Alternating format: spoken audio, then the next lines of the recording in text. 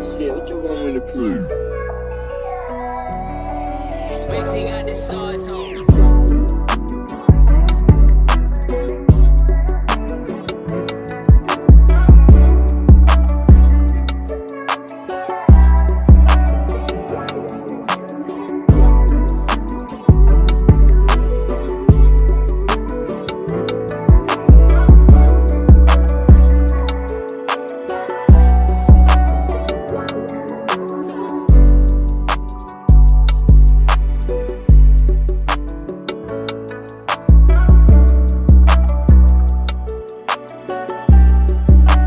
Spacey got the swords on.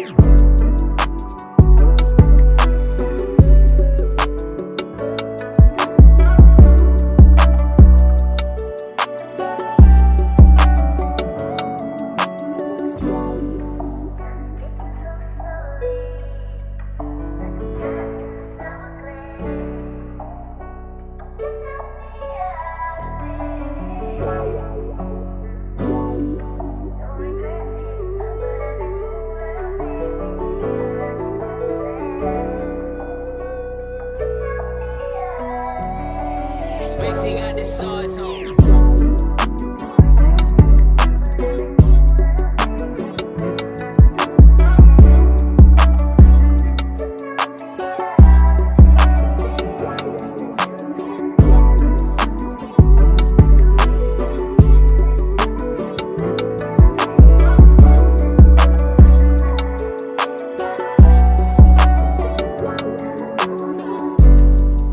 No Cap crew, what up? How y'all feeling out there? Shout out to the early No Cap crew in the building. Let's go. No Cap-tivity. If you haven't done so yet, please hit that like button. Hit the like button now. Also, if you're watching the replay, you can support this platform by sending a super thanks. That's the heart shape with the $sign in it. Let's go.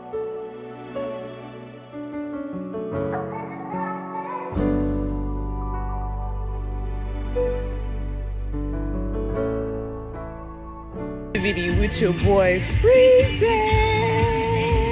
Join in tonight. No Cap-tivity. Only the boss motherfucking bitches fuck with motherfucking Freezy. No Cap-tivity. Get into it.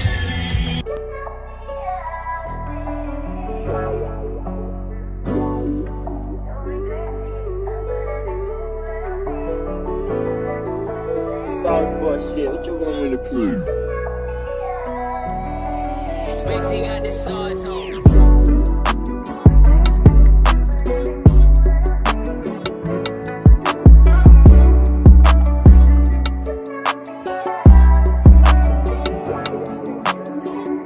Kanye West is about to go more crazy. We gonna talk about it too. What y'all think? How y'all feel?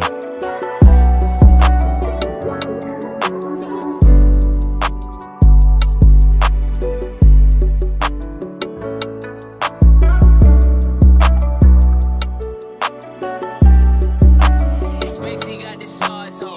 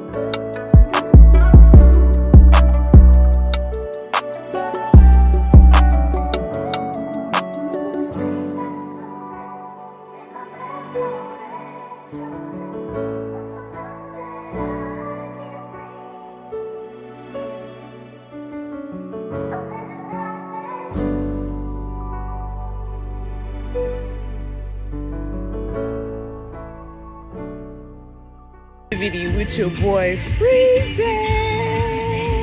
Join in tonight. No captivity. Only the boss motherfucking bitches fuck with motherfucking Freezy. It's no captivity. Get into it.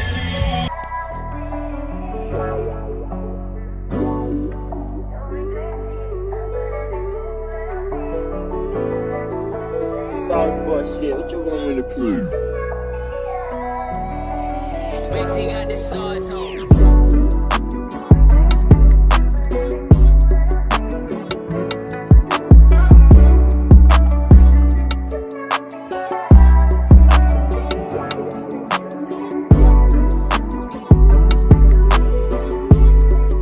All the moderators, I see you. All the mods, I see you. Let's get it.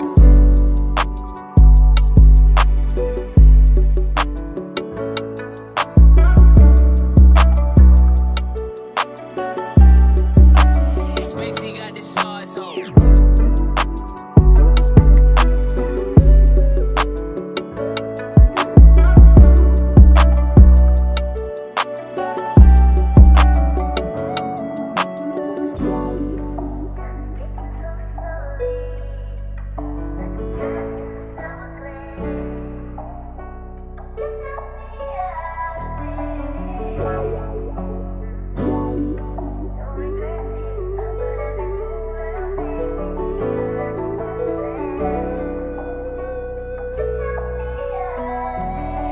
Spacey got the sauce on.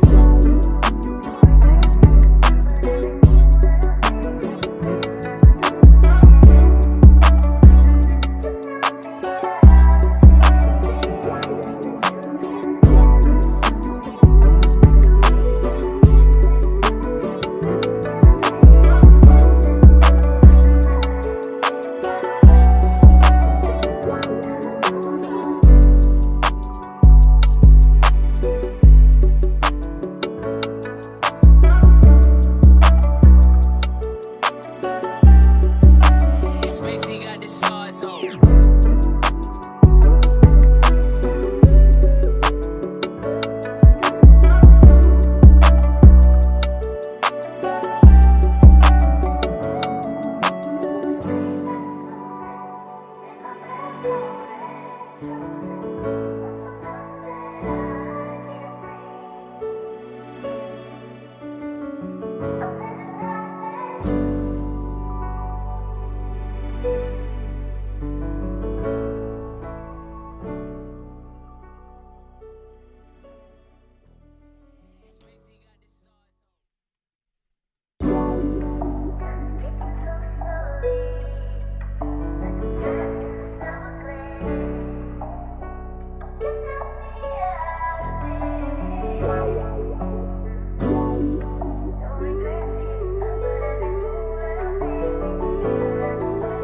Sauce boy shit, what you want me to prove? Spacey got the sauce on.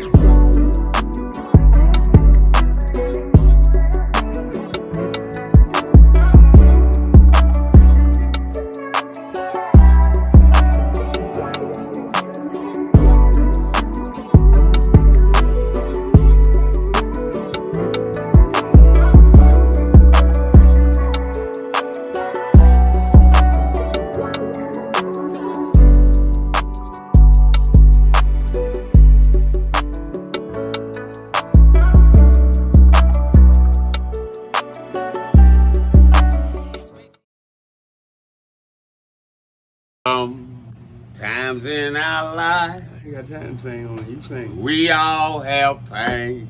So then you gonna sing. We all have sorrow. Then I look at Wayne and I know that he will be ugly tomorrow. Lean on me when you're my cousin and I'll be your friend. I help you carry on, for it won't be long till I'm gonna need My cousin took care.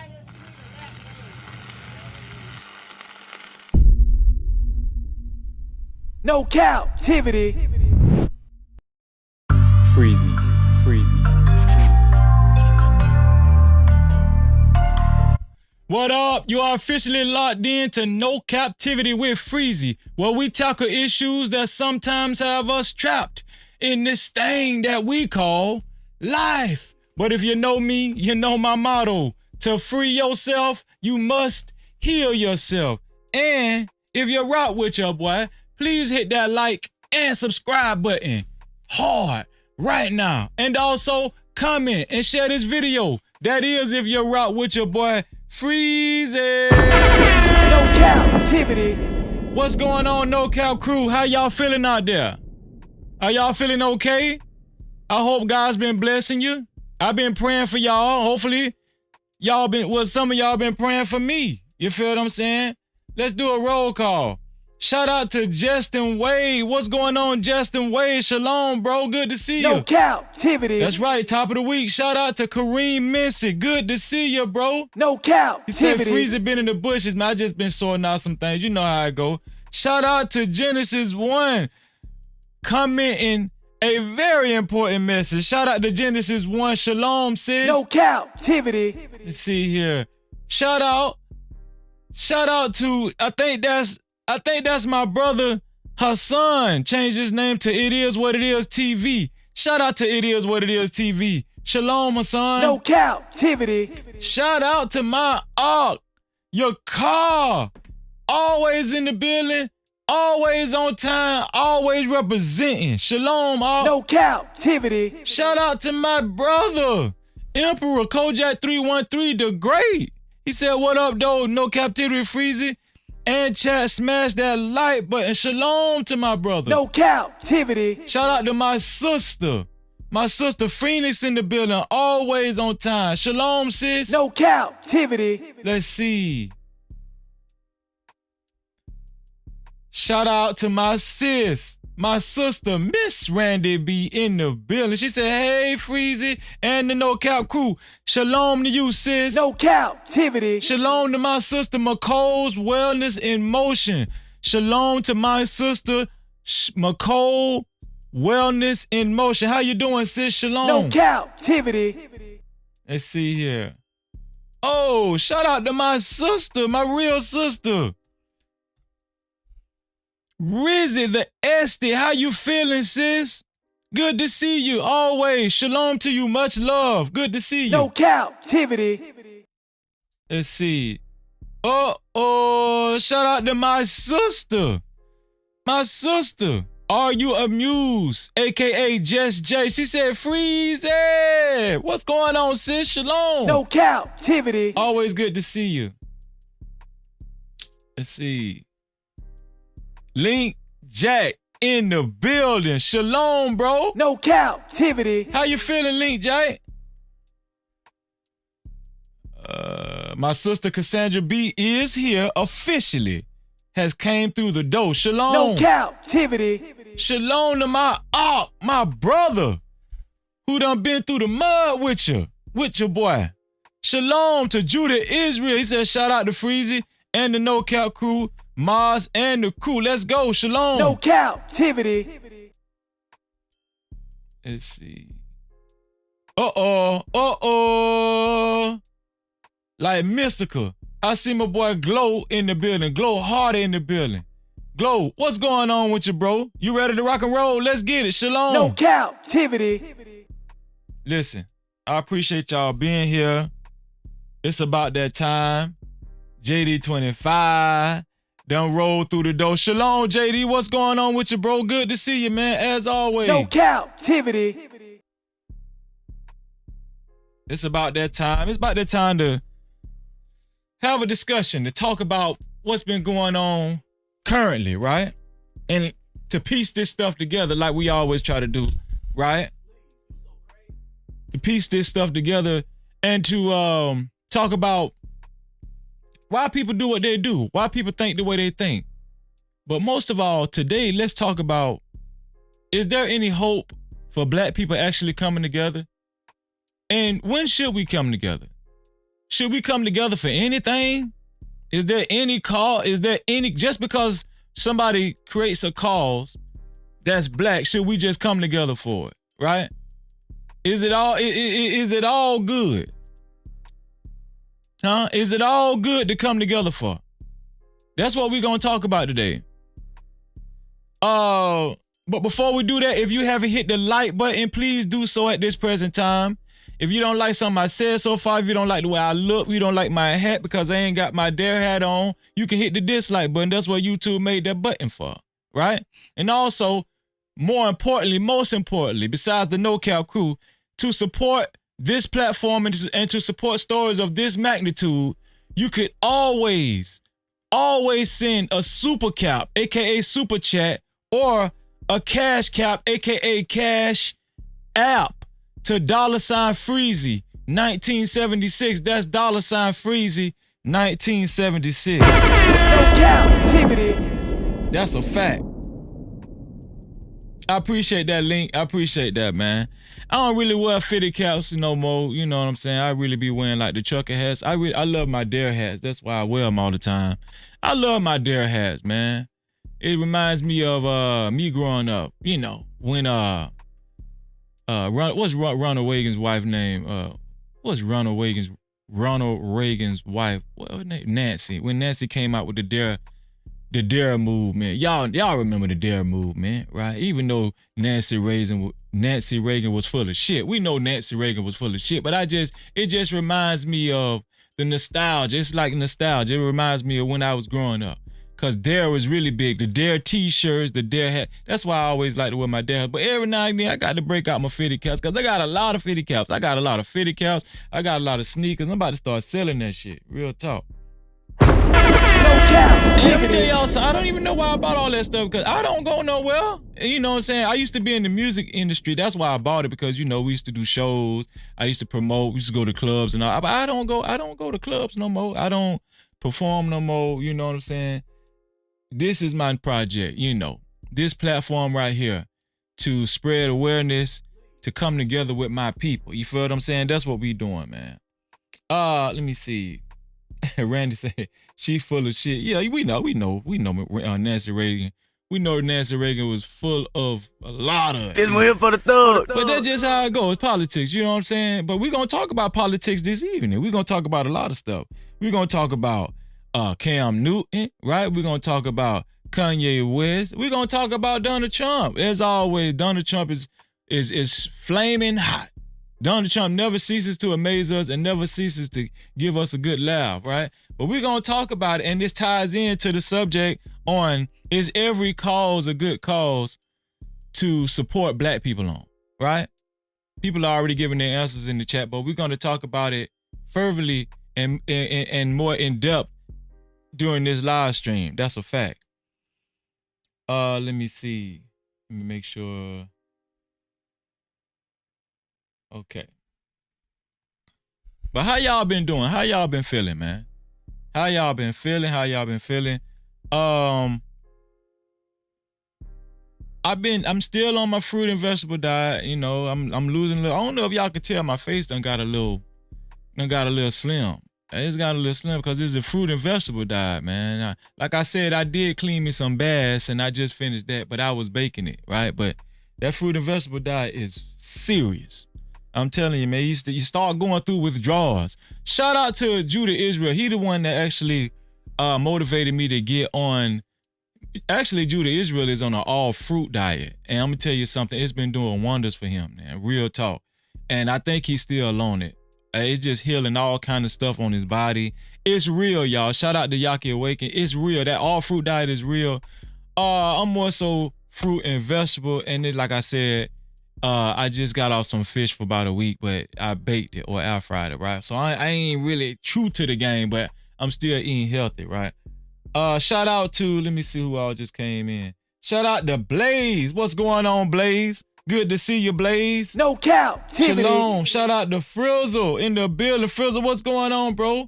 Shalom to you, bro. No Cap-tivity. It's good to see you, man. As always, man. As always, man. Y'all make me feel good. Make me feel comfortable when I see y'all. Yeah, but I want to talk about it, man, because it just seemed like during this space, you know, witnessing the conversations and stuff, it don't seem like we're getting further and further. It don't seem like we're getting closer and closer together. It seems like we're getting further and further apart. Maybe it's just me. I don't know. Maybe y'all seeing something different. But it was important enough for me to actually talk about it and piece together this story, right? Piece together this story so we can have a chance to come together and talk about it. I think what I'm gonna do is I'm gonna have people just come up on this, come up one by one. But I do want you to cam up if you're gonna come up. I want you to cam up if you're gonna come up because I want to see your faces. I'm gonna put you right here, right next to me, right? And but if enough people come, we can do a panel. It doesn't matter. We're versatile over here. Sometimes I can do the whole show by myself. I can do the whole show by myself any day. But other than that, when we do a panel, if it's enough people come and do it, we want to count, we'll do a panel. We're not strangers to anything over here. We can do a panel. You can call in one by one. Sometimes you don't have to show your face. It just depends on how I feel like the show needs to rock and roll. You feel what I'm saying? But let's not even waste no more time, man. Let's talk about the subject matters at hand. I got a few videos that I collected as always, right? It's gonna hopefully it sparks your interest. Hopefully it does, right? Because when I seen them on social media, I was like, yeah.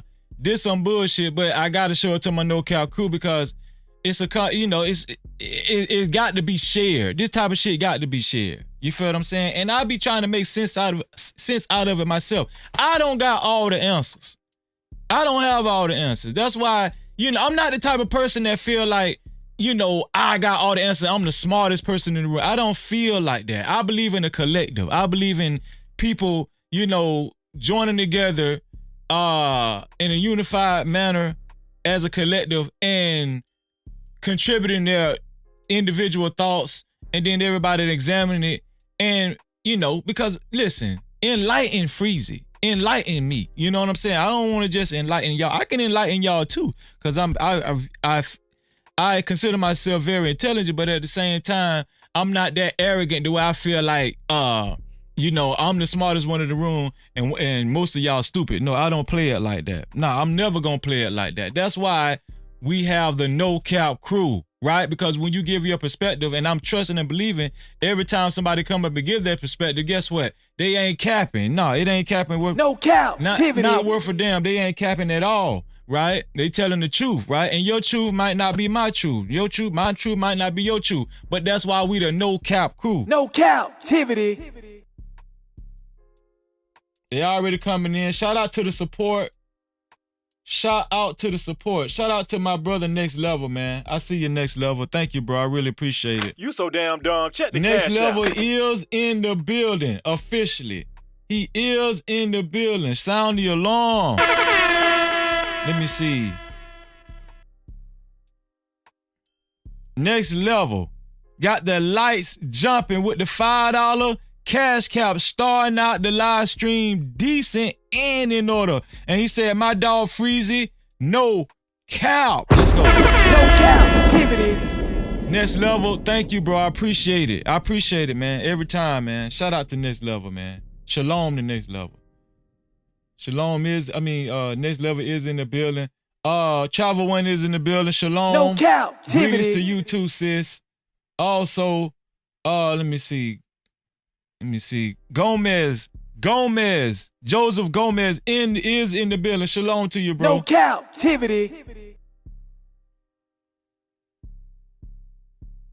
That's a fact. Blaze. Blaze say Freezy sounds just like me. If I'm the smartest person in the room, then I'm in the wrong room. No Cap-tivity. We're gonna put some bombs on that one right there. We got to. Let me see. See what I told y'all? Judah Israel say he's on 210 days. 210 days of just strictly fruit. And I'm gonna tell y'all something, man. What he's accomplishing is very admirable. I'm telling you, shout out to, man, salute to Judah Israel. Judah Israel, one day I'm gonna be like you. Well, you know what I'm saying? One day I'm gonna be like you. I'm telling you, I look up to Judah Israel. Judah Israel listen, I'm telling you, and he's lost so much weight, all right? He's lost so much weight. A lot of blemishes, dark spots has cleared up on his body. I'm telling y'all that all fruit diet, if you can just do it for 30 days, I'm saying, if you, listen, some people doing it for the rest of their life. Shout out to Yaki Waking, but shout out to Judah Israel, man. I told y'all I wasn't lying. Shout out to the Drip Show. Just came on through the door. Shalom. No Cap-tivity. Shout out to the Clark Way. Anything. What going on the Clark Way? No Cap-tivity. We're getting a little hype. Shout out to Rod. What going on, Fire? No Cap-tivity. Shalom. Shout out to my friend in the building, man. Yes, sir. Let's go, man. Hey, listen. Oh, boy. I got some videos to show y'all. I really do. I got some videos to show y'all, but make sure, let me see. And make sure y'all send the super cap so I can highlight y'all comments, man. Cause I want to see what y'all thinking. I'm talking about on the screen. Send super caps, man. Super chats, aka super caps. I want to see what y'all think, or you can send a cash cap, cause I want to see what y'all. I like to highlight the comments on the screen. You feel what I'm saying? Let me cut this off. I got my heater on in here. I don't know why I'm just cold natured, but yeah. JD said I might do mostly fruit, but I don't know about only, man. I'm telling you, man, you won't regret it. Shout out to DJ Second. Shalom. No Cap-tivity. Sup, Second? Good to see you, bro.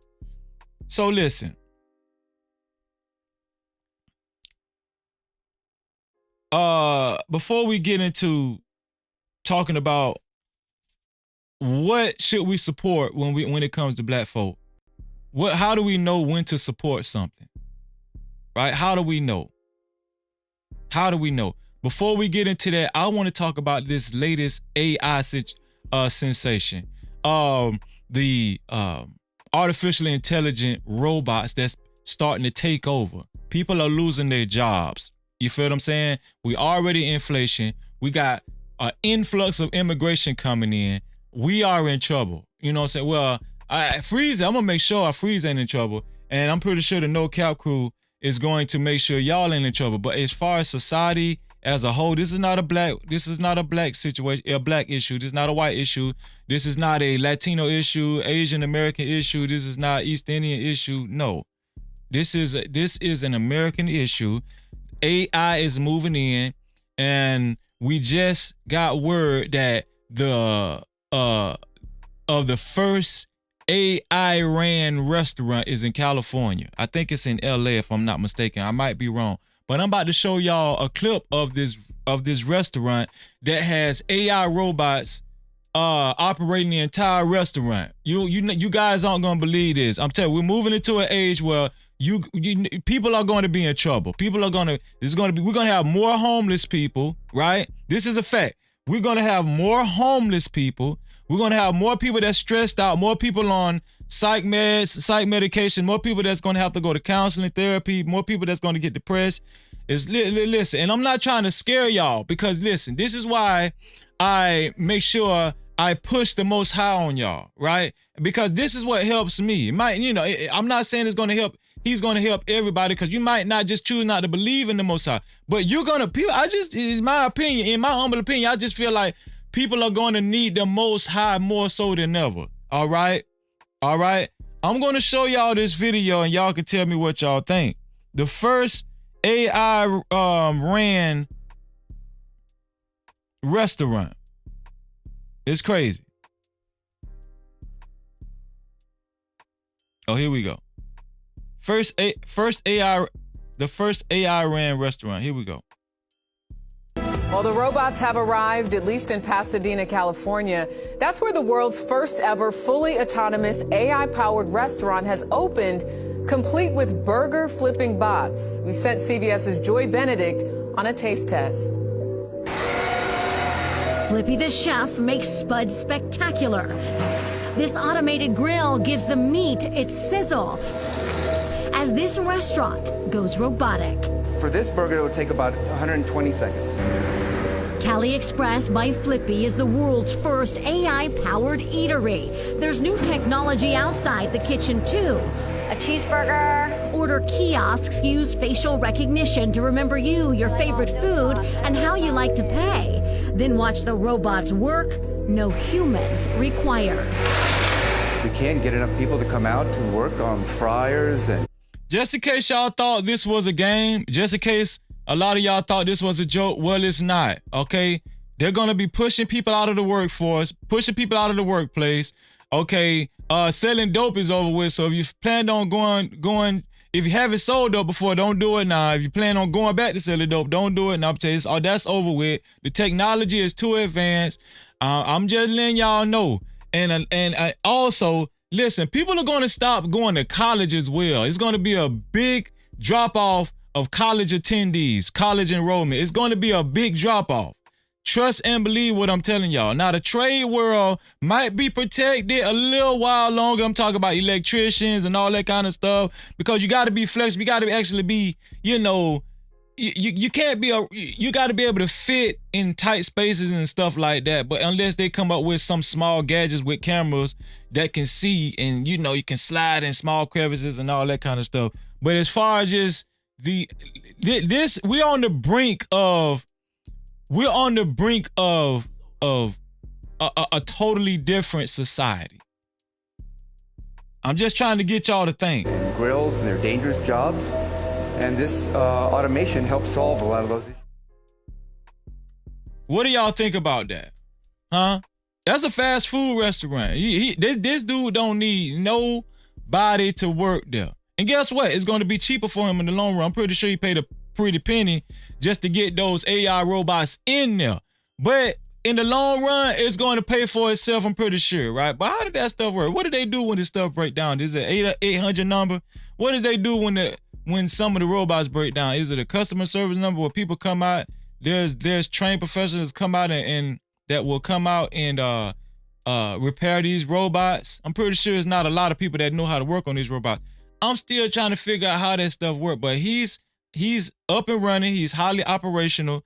This dude saying, you know, you can't get people to work. You can't get loyal people, dedicated people to be at his restaurant. This man said, damn with y'all, he going with the robots. No Cap-tivity. I just wanted to let y'all know where we headed to, because we in trouble. I'm just letting y'all know that. It's waiting for the Well, thug. Freeze ain't in trouble. I'm just saying. They might try to replace Freeze on No Captivity or Freezing. No Cap-tivity. You feel what I'm saying? Yeah, they might try to push me out the way. They might try to put a robot Freezy up here. I don't know. I ain't gonna let that happen, though. I'm gonna whoop that robot ass. Hey, and he try to come up in here. Shit, he ain't finna take over No Captivity or Freezing. I ain't gonna let you do it.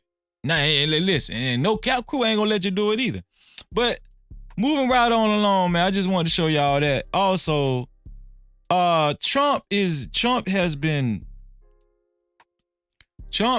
I don't know sometimes whether to laugh or get insulted when it comes to Donald Trump. Trump's still running for 2024 presidential election. And I'm just, to be honest with you, man, Trump been making a lot of noise. All right, we've been talking about Trump. We've been talking about Trump a lot lately. Matter of fact, let me see if I can get Trump up here. Let me see, make sure. Let me get a picture of Trump. Do I need one? Yeah, I can do that. Yeah, this is a good one here. He cheesing and everything. Yeah, there we go. There we go. Let's put Trump up there. We can't talk about Trump without actually putting his picture up there. So, Trump been making a lot of noise, but it's been some controversial statements that's been made by Trump and surrounding Trump that I'm going to share with y'all, and I want the opinions of the No Cap crew. I want y'all to let me know if you approve of these comments or if you don't. If you feel like they're racist, or if you feel like there was nothing wrong with the comments that being said, right? And I know some of y'all don't know what I'm talking about, but I'm about to show y'all. We're going to piece these puzzles together. Now, like I said, Trump been making a lot of noise. He's been hit with a lot of big lawsuits too. As a matter of fact, he was hit with a $360 million lawsuit or $355 million lawsuit that he has to pay back to some entity, I forgot. But I think he just did an appeal he just appealed $464 million. $464 million he just appealed. I don't know if the $355 million was included in that, but he just appealed. So he might win the appeal. I don't know. But one thing I do like about Trump that anybody can take away from it, he's just acting like he's unscathed, and he's going about his campaign trail. He's still smiling and laughing. He's still acting like he's unbothered. I'm gonna tell you something. I do admire that about Trump. Even though Trump can be a little suspect when it comes to his comments, I ain't gonna lie. I'm like, damn, this dude act like he don't give a damn. You feel what I'm saying? And I think that's what a lot of people like about Trump. He just act like he don't care. Now, I'm not really big on politicians. I'm not really big on politics, right? But at the same time, I like that about Trump. Real talk, man. But I'm finna show y'all a couple of videos surrounding Trump. And I want y'all to let me know what y'all think, man. Now, this video right here is from Fox News, where one of the anchors made a comment. Now, we know Trump just released his sneakers, right? The Trump ones. And they sold out, right? It was a big hoopla. He released his sneakers. I think they're gold, right? With the United States flag on the ankle section.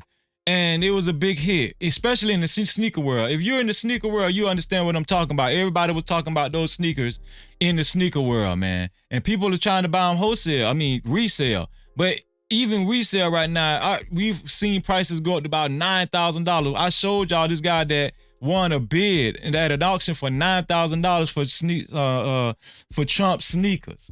Real talk, man. Yeah, exactly. Universal Choppers. Yes, they was $400 a pop retail. I'm talking about upon the release, they was $400 a pop.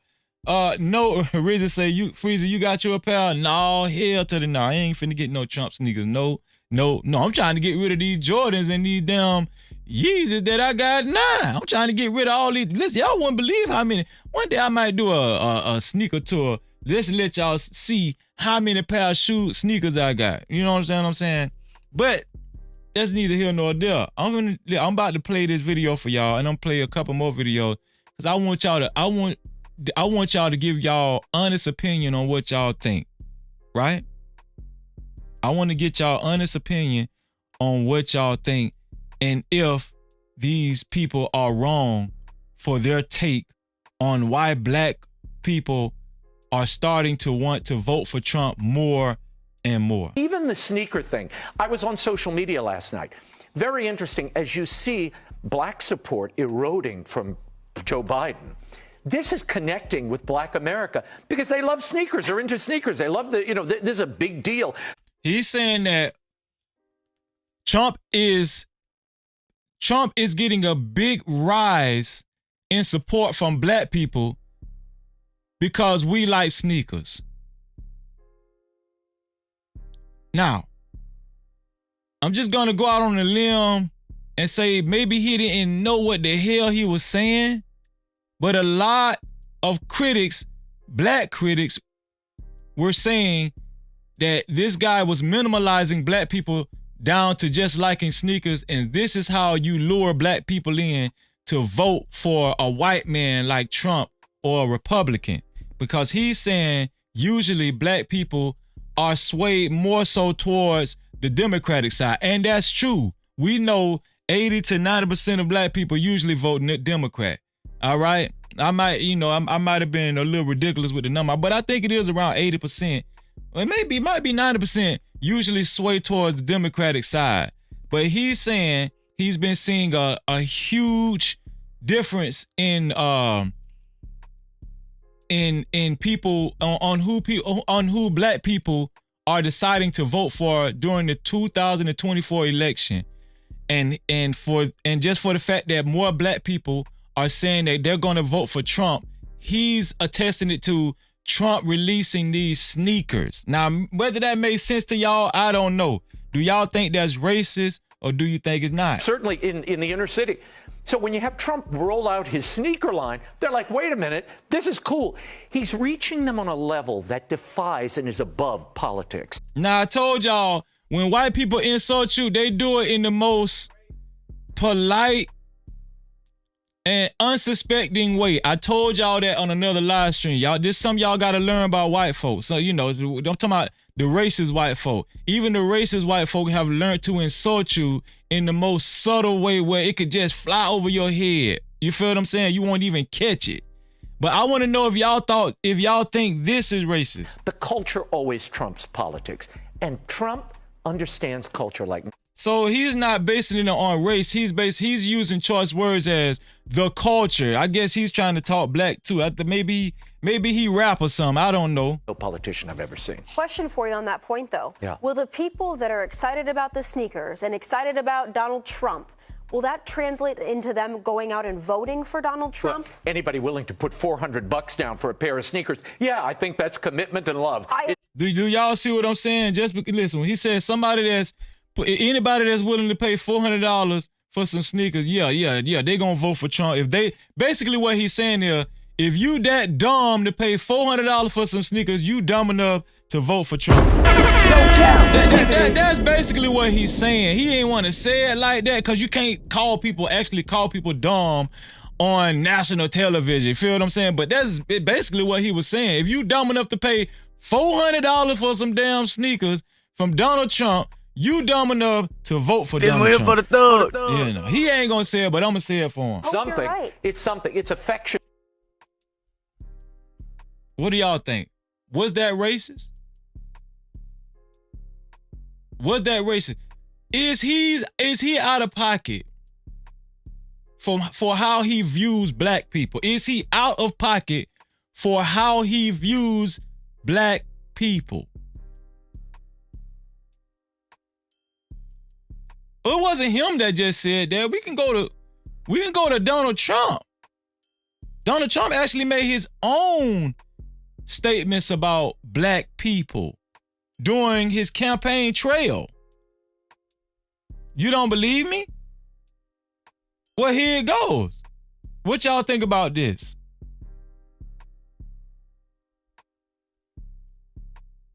And then I got indicted a second time, and a third time, and a fourth time. Trump is talking about his indictments, right? He's talking about his indictments. I need y'all to pay attention to what he's trying to compare his indictments to or correlate his indictments to. And then I got indicted a second time, and a third time, and a fourth time. And a lot of people said that that's why the black people like me, because they have been hurt so badly and discriminated against. He said, a lot of people say, well, first of all, we know a lot of people ain't told Trump that. But Trump said that's why a lot of people tell him that's why a lot of black people, the reason why a lot of black people like him is because he's been indicted, and that is an indication of discrimination. I'm trying to put it together. He said that's an indication of discrimination because black people. So just because a black person got indicted, that means they were discriminated against. That, like I told y'all, when the insults fly, when white people insult y'all, and I'm not trying to demonize every white person in that aspect. I'm just saying, usually throughout my experience, when white people when they insult you in the 2024, 2020s, whatever, in this modern day and age, when they insult you, they usually do it in a subtle way, right? He's doing it on his campaign trail. Some people feel like black people are dumb enough to where they can say some shit like this on the campaign trail and black people still will cheer, as we see right here. Here we go. That's why the black people like me, because they have been hurt so badly and discriminated against. And they actually viewed me as I'm being discriminated against.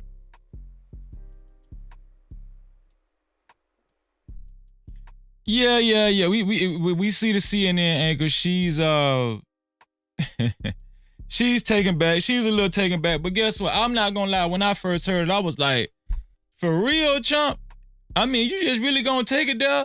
They don't care no more. You know what I'm saying? Listen, the days of Martin Luther King is over with. Let's just throw that behind us. There ain't no more Martin Luther King. Martin Luther King, Malcolm X, them days behind us, they dead and gone. It's over with, right? Black people are way more inviting. Black people are way more liberal. You know, black people don't give a damn when white people call them niggas. They don't even care no more. We don't even care. Jay-Z said it, it's over with, right? And we just done laid it down. But is there any truth to what these people are saying, Donald Trump and his Fox News anchor, is there any truth to what they saying? Because let me tell y'all something. When I look at other video clips and stuff, when I'm searching the web, when I see stuff like this, right, that I'm about to show y'all, when I see stuff like this, it makes me think, do we do it to ourselves? You feel what I'm saying? It makes me think, do we do it to ourselves when I see stuff like this? Now, this is the rapper RT. This is the new sensation RT, right? This is the young rapper that has taken the internet by storm, Lil RT. And this, let me tell you something, grown people are listening to this dude. Obviously, you see, Elvis, this is at his show. This is at his show. I don't even know how old this kid is. He can't be no older than 10 or 11 or something like that. But when we allow our own kids to when we allow our own kids to be subject to environments like this, to be allowed to portray themselves in this manner, to be allowed to represent themselves and to be a representative for other young kids. Because let me tell you something. This young boy has a lot of fans. That's real talk. This young boy, Lil RT has a lot of fans. A lot of young fans. And this is what they're showing.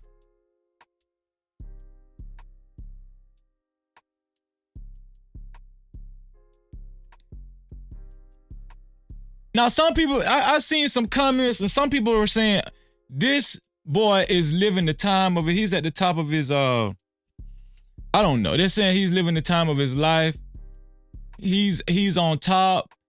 All they can see, he's getting money. That's all we see. But you know what Freezy sees? All I see is destruction. Look at him. They're holding him up. See how they holding him up? They're holding him up and catapulting him as if he's this big figure. I told y'all, man. I told y'all we're in the last days. No Cap-tivity. I told y'all. Here we go.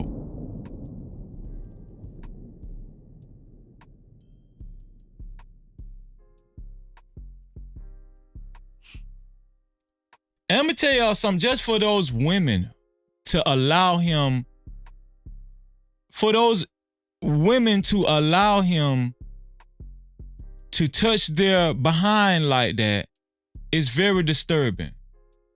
It's very disturbing. This has pedo written all over it. This has pedo written all over it. But we've gotten to the point now where this can be shown on social media and accepted. We're at the point now where this type of activity and behavior is accepted. I told y'all, Martin Luther King, Malcolm X, they long gone. All that stuff is long gone. A lot of times, I don't even know what black people stand for no more. So I'm asking y'all, when white people make disparaging comments, is it their fault or is it ours? You understand? I want to blame them so bad. I really do. But it's like footage like this makes it very hard. Very hard. How can you blame white folk for talking about you when you allow this type of bullshit to go on? How? This is child abuse, to say the least. We know that. This is child abuse. First of all, this young boy don't even know. He's not even old enough to even know what's going on. Has anybody said that yet? This young boy is not even old enough to even know what's going on. This is child abuse. This is SA at its finest. And I'm going to tell you something. We celebrate it. It's on all the biggest social media platforms. No Jumper, Neighborhood Watch, Hollywood Unlocked, The Shade Room, all the biggest platforms on YouTube.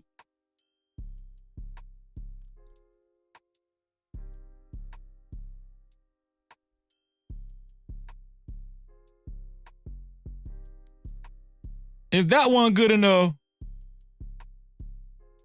how about this right here?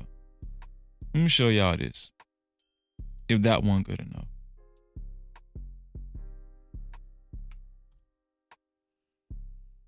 This is what we've come to. And let me tell y'all something.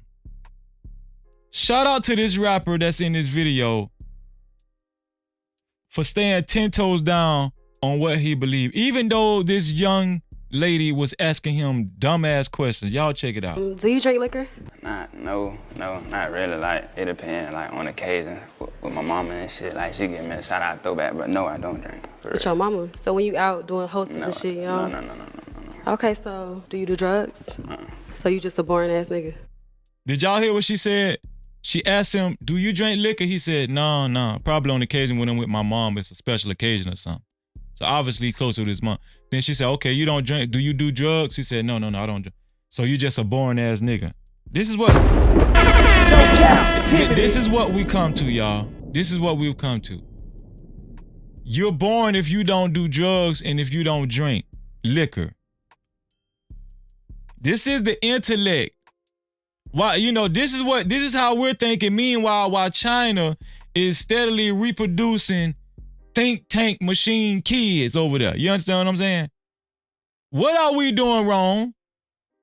What are we doing wrong? Yeah. Me too. I like a nigga that I can have fun with. What you do? What you be drinking a lot? What you mean? Let me play it one more time, y'all. Do you drink liquor? No, not really. Like, it depends, like, on occasion with my mama and shit. Like, she give me a shout-out throwback, but no, I don't drink. With your mama? So when you out doing hostess and shit, you know? No. Okay, so do you do drugs? So you just a boring-ass nigga? Yeah. He said, yeah. No cap. I'm at the go. He said, yeah.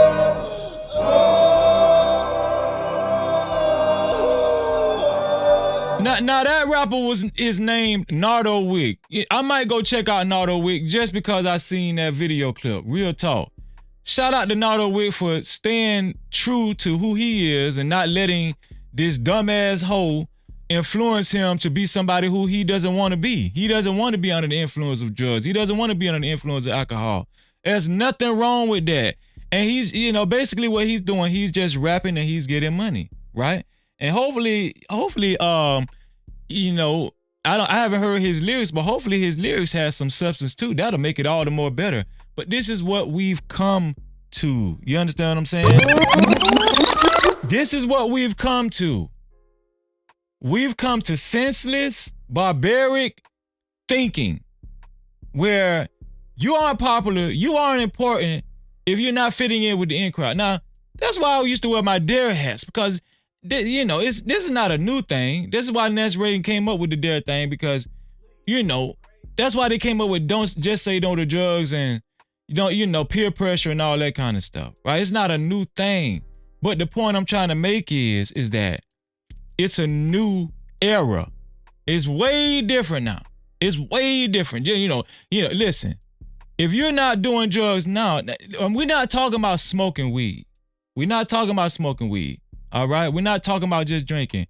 The drugs that she was talking about hard drugs. She was talking about popping mollies and zanies and she was talking about meth, right? Shout out to Kodak Black. She was talking about fentanyl. That's what she said. If you ain't doing that, you just a boring ass nigga. That's what she was saying. No Cap-tivity. Yeah.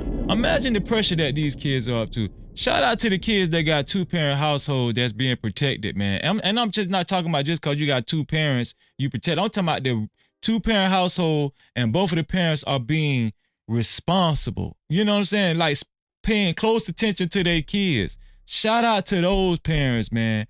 Because I'm going to tell you something. It's welcome to the jungle. Yes, that's what we living in right now. These kids don't stand a chance. And if you got one parent, please turn your kids on the No Cap-tivity freezer. Yeah, we do a little cussing over here, but guess what? They going to be all right. They going to get some good information over here. Real talk, man. I'm going to tell y'all something, man. When I seen that video, it just hurt me. It hurt me to hear that girl say that to that boy, right? And I'm going to tell y'all something. The boy was looking like, okay, next. I don't need you. I don't got to be affiliated with you. I don't have to know you. You can go pop your own pills. You can go do your own drugs. You can go drink your own liquor. Shout out to them. Let me tell y'all something. The reason why this female, matter of fact, the reason why that female felt like she could try this dude like that is because, let's just face it, females feel like they have power. Nowadays, females who wearing tight shit, wearing revealing stuff, they feel like they have influence and power, and they feel like they can get a nigga to do anything. Don't they feel like that? Come on now. Y'all know I ain't lying. This one here for the thug. Y'all know I'm not lying. That's why she was looking at the dude like, oh, you don't do drugs, you don't drink alcohol, oh, you boring. If you gonna hang with me, what she really wanted to say was, if you're gonna be with me, you need to be fun. You need to do drugs. You need to do pills. You need to drink alcohol. Let me tell y'all something. Most guys are gonna fall for that. You understand what I'm saying? Most guys are going to drink just because the girl want her to drink, just because they feel like it's a big chance that he's gonna get some pussy, or they might pop that pill that they never popped before, or do the drug that they never did before, right? That they never thought they was gonna do before. But just because this chick want them to do it, and she got a little ass or some titties or whatever, they, a lot of these guys that's socially awkward gonna do it. But you could tell that this guy, Nardo Wick, he's not too socially awkward. You could tell he from the hood and he's done been around. He just chose not to do it. He has some good guidance along the way. Shout out to Nardo Wick, man. Let me check this here right here. Let me see. Here we go. You so damn dumb. Check the cash out. Shout out. Shout out. And I know when I'm saying the right things because I get the support and y'all help Freezy keep these lights on. Shout out to Hassan Tair in the building with the $10 super cap. Shout out to Hassan Tair keeping them lights on with the $10 super cap. He said, Freezy, great show. Allah Akbar. No Cap-tivity. Shout out to Hassan Tair. Thank you, bro. Thank you. Oh, I forgot. Oh, I forgot this too. Hey, my bad. Brian left a $20. He left a $20 cash cap the last show, I believe, and I said he will start out as the sponsor of this show until somebody pays more than $20. Brian will be the sponsor. To be a co-sponsor, you have to give $20, or to be a sponsor, your own sponsor, you have to give $20. I mean, more than $20. But shout out to Brian too. I wanted to acknowledge Brian. But thank you, Hassan. I really appreciate that. Thank you, bro.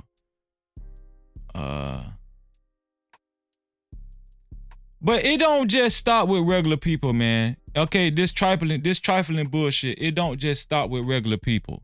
It doesn't just stop with regular people, man. We're gonna have a discussion with it. Have y'all seen the latest footage on Cam Newton? Cam Newton has been rising to the top in the social media world.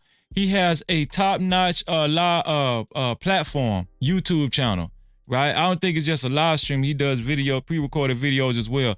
Cam Newton has ventured out and he's very successful. A lot of athletes have ventured out, like Gilbert Arenas, Shannon Sharp, and now Cam Newton. We could put him along with that bunch as well. Cam Newton has been doing a great work, and he's been talking about this manosphere stuff. He's been talking about relationship issues. A lot of times he's talking about the manosphere, gender war, relationship issues. Y'all done brought Cam Newton on into the space. No cap. Shout out to y'all. You did it. But Cam Newton just recently found himself in a brawl, right? He was at some recent football event, and I don't know exactly what transpired, but guess who he was brawling with? You guessed it. Us, his own kind, black folk. I'm at the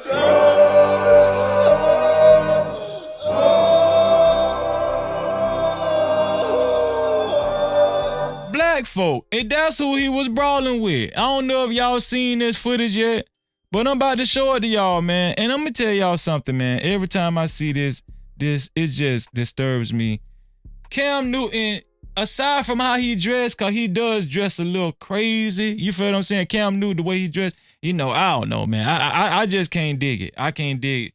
A lot of that stuff he wear, the pants be too tight, and the hats be cool. The hats be cool. but the pants just be too tight. And let's just be honest, Cam Newton be dressing a little fruity sometimes. You understand what I'm saying? I don't know. Maybe he's just trying to be artful or creative. I don't know. But I just can't dig it. Y'all won't never see Freezy dressed like that. That's just me. You know what I'm saying? But I want to show y'all this video, man, because it's just some more bullshit. It really is. It's just some more bullshit. And you see so much of it, you get tired. I showed y'all Tasha K when Tasha K, what her and her husband was fighting the dude in Miami when they was at the club. I forgot exactly what the event was. But I think that dude that they was fighting, he said he was going to sue. Now, depending on who started this fight with Cam Newton, you know, will be a determination on if somebody could take legal action or not. Maybe Cam Newton could take legal action. If I was him and they started it with me, guess what? I'd sue they po ass. But y'all look at this video right here and tell me what y'all think. I'm gonna tell y'all, that's Cam Newton dragging both of them guys. Now they started with him, but that's Cam Newton dragging the shit out of both of these clowns.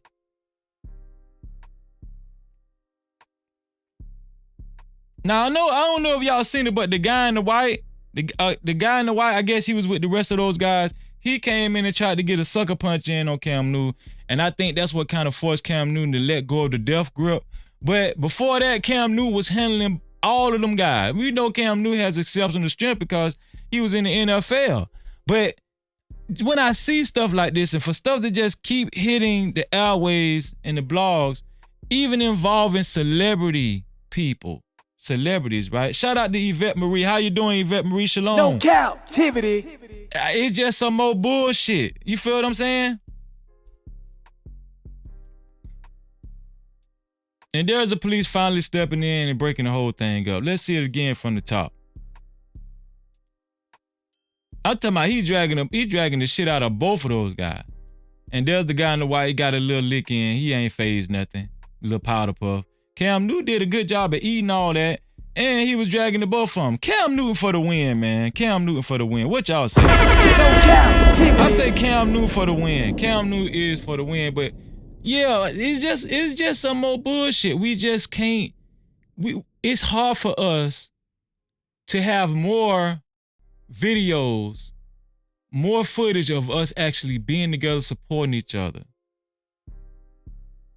right? Speaking up for one another, backing one another. Most of the time, it's always dysfunction. Why is it that? Why is that? So when we see people like Donald Trump and the anchor on Fox News, when they talk about us, even when they throw underhanded insults, right, in the most polite manner, can we blame them? I mean, of course we can blame them because, listen, in my humble opinion, it was obviously a subliminal racist remarks. But at the same time, look at, when I see stuff like this, you know, what do you guys think when you see stuff like that? But that doesn't give white people, I want to say this, that doesn't give white people justification to make underhanded remarks. But it ain't like we can stop them. They on Fox News. Donald Trump is on his campaign run, right? But all I'm saying is that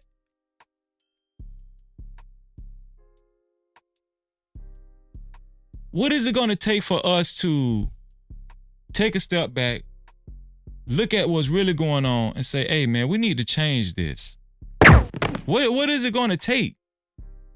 Does it take, I mean, obviously it's not going to take for somebody to get killed because, you know, we've been killing each other left and right. Right? It's not going to take that. What is it going to take? Is it going to take for somebody to, you know, to actually murk themselves? Well, it's not going to take that because the self-deletion rate amongst our own demographic has only risen, and we don't show no signs of slowing up. What is it going to take? When should, and more importantly, right? More importantly, when should we support each other? When should we? No captivity. When should we support each other? Thank you, Yakar. I really appreciate that, man. Thank you, Yakar. I'm going to leave that up there. When should we support each other? Is there an appropriate time to support each other? Listen, I'm going to tell y'all something. Shout out to Yeezy. Shout out to Ye. Shout out to Kanye West. Whatever name y'all want to call him. Kanye West. Either you're going to love Kanye West or you're going to hate Kanye West. It's two extremes. There's nothing in the middle. The way Kanye West has been carrying himself and representing his brand, representing the people around here, representing himself. Kanye West was just praised during the Super Bowl because he released his new sneaker called the Yeezy Pods. Y'all go to the Yeezy website and check them out. It's like a sock with some foot pattern on the bottom of them, right? And they first came out as $200, okay? Don't quote me on that. Maybe it was $200 or $210. That was the original asking price of the Yeezy Pods. But during the Super Bowl, he made an announcement and he made a rinky-dink video that actually went over very well, and it was a success. It was a rinky-dink commercial that he actually made from his phone. And he made and there was an announcement that everything on the Yeezy website was $20. Now, you can actually go on the Yeezy website right now and purchase his new sneakers for $20. Now, it might take a month for you to get them because they make them to order. But yet and still, I think he sold up almost 300,000 pair on the first day. People started calling Yeezy a marketing genius. They went from calling him crazy, which I mean, come on, now let's just face it. But at the same time, they went from calling him that, which I am guilty of that too, right? Because he has done outlandish things that will make you think that. But at the same time, I have gone on record before that and say, I do think that Kanye West has a very innovative mind, right? That I still don't think any different when it comes to Kanye West. I think Kanye West is very innovative, even if he's experiencing mental health challenges. You feel what I'm saying? I think Kanye West is. Some people call him a genius. I don't know. A lot of smart, innovative people, they've been called crazy before. Shout out to Albert Einstein, the powder head, just in case some of y'all don't know that history, right? But what's been going on the latest news with Kanye West? Kanye West just Adidas, not Kanye West. Let me stipulate that. But Adidas has just announced they're getting ready to release the new Yeezy 350. Now, just in case some of y'all have been living under a rock, Kanye West, aka Ye, aka Yeezy, is not with Adidas anymore. It was a very well known breakup between Yeezy and Adidas. But Adidas, I think, if I'm not mistaken, still attained the rights to the silhouettes that they once before sold while Kanye West was a part of Adidas. And they're deciding to release whatever leftover pairs they have in their inventory. Now, they just announced, like I said, on the Adidas app, the confirmed app, that they are releasing this colorway of the 350 Yeezy. And because of it, Ye took to social media protesting this sneaker and protesting this release from Adidas. Now, I'm going to show a video and read to y'all a statement that Yeezy made on social media, in particular Instagram, if I'm not mistaken. Now, I own some 350s. I do. But I bought my 350s while Yeezy was still a part of Adidas. When Adidas turned their back on Yeezy because they was accusing him of making anti-Semitic remarks, which y'all know, some of y'all already know how Freezy feel about the remarks that Ye made when he said that black people are the real small hats, right? Listen, I don't too much disagree with that, right? But at the same time, this design that Adidas is coming out with, it was under the Yeezy covering while Kanye West was a part of Adidas or Adidas. Some people say you pronounce it Adidas, or is it Adidas? I don't know.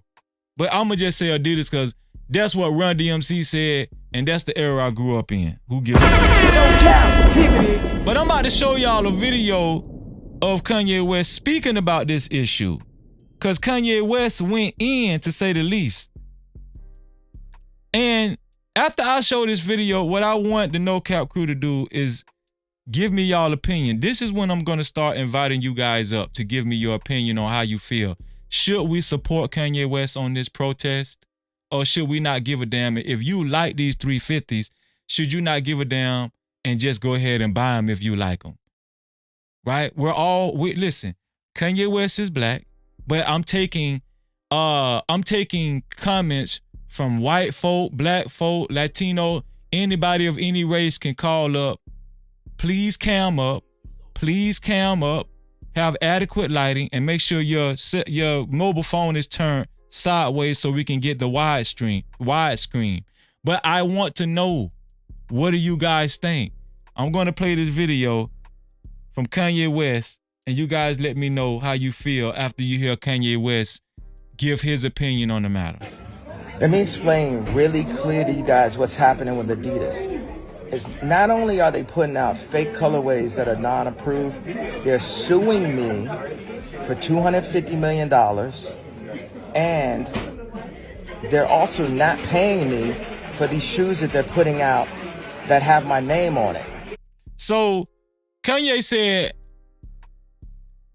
at the same time they're releasing these shoes, they're still suing him. Adidas we're talking about. At the same time Adidas is releasing these grayish 350 Yeezys, they're still in process of suing Yeezy himself, for $250 million. And on top of that, he said he's not getting paid for this release with his name on it. And they're using contract clauses and 50 years of business experience to rape an artist, one of y'all favorite artists, right in front of y'all in broad daylight. What do y'all think about that? Does Yeezy have a point? Should we back Yeezy up on this? Should we? Should we back Yeezy up on this just because he's black, or is Yeezy making a point? Some people say Yeezy should have never made those anti-Semitic remarks. Should Yeezy be penalized? Should we say Kanye West made his bed so he should lie in it? No Cap-tivity. What do you guys think? Let me play it one more time. Let me explain really clear to you guys what's happening with Adidas.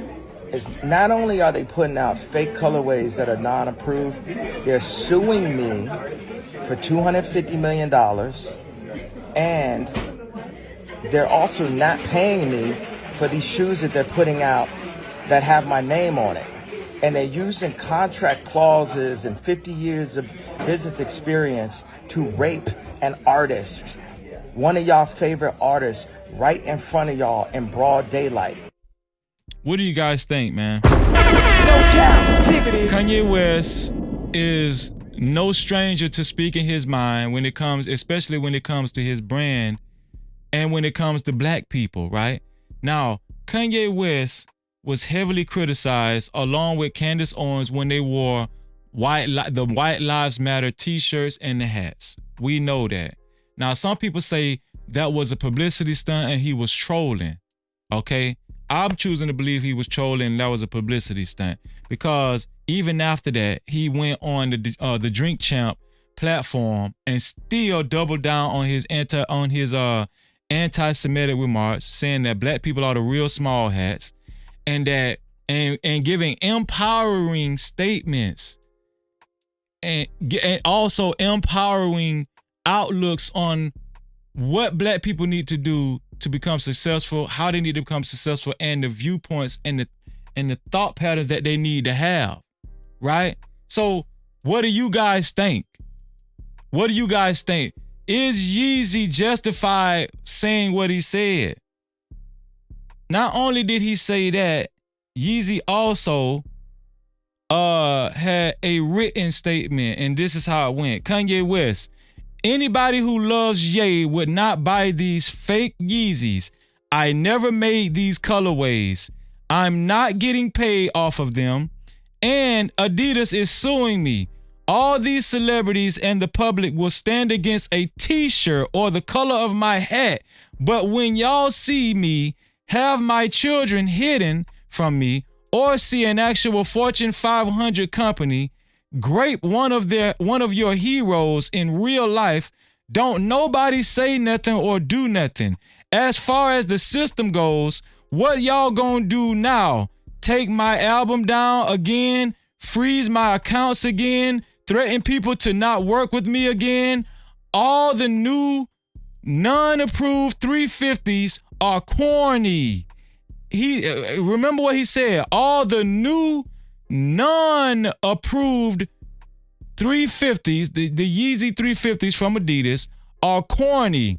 And everybody know the 350 been corny. No captivity. Should we support Kanye West? Should we develop a culture where we support each other no matter what?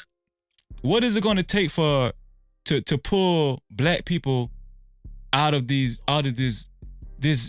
deep ass hole that we've dug for ourselves? Now, I'm not saying that all black people feel like they're in this hole, because there are a lot of black people that feel like they're successful and they don't want you to include them in the collective when it comes to black people.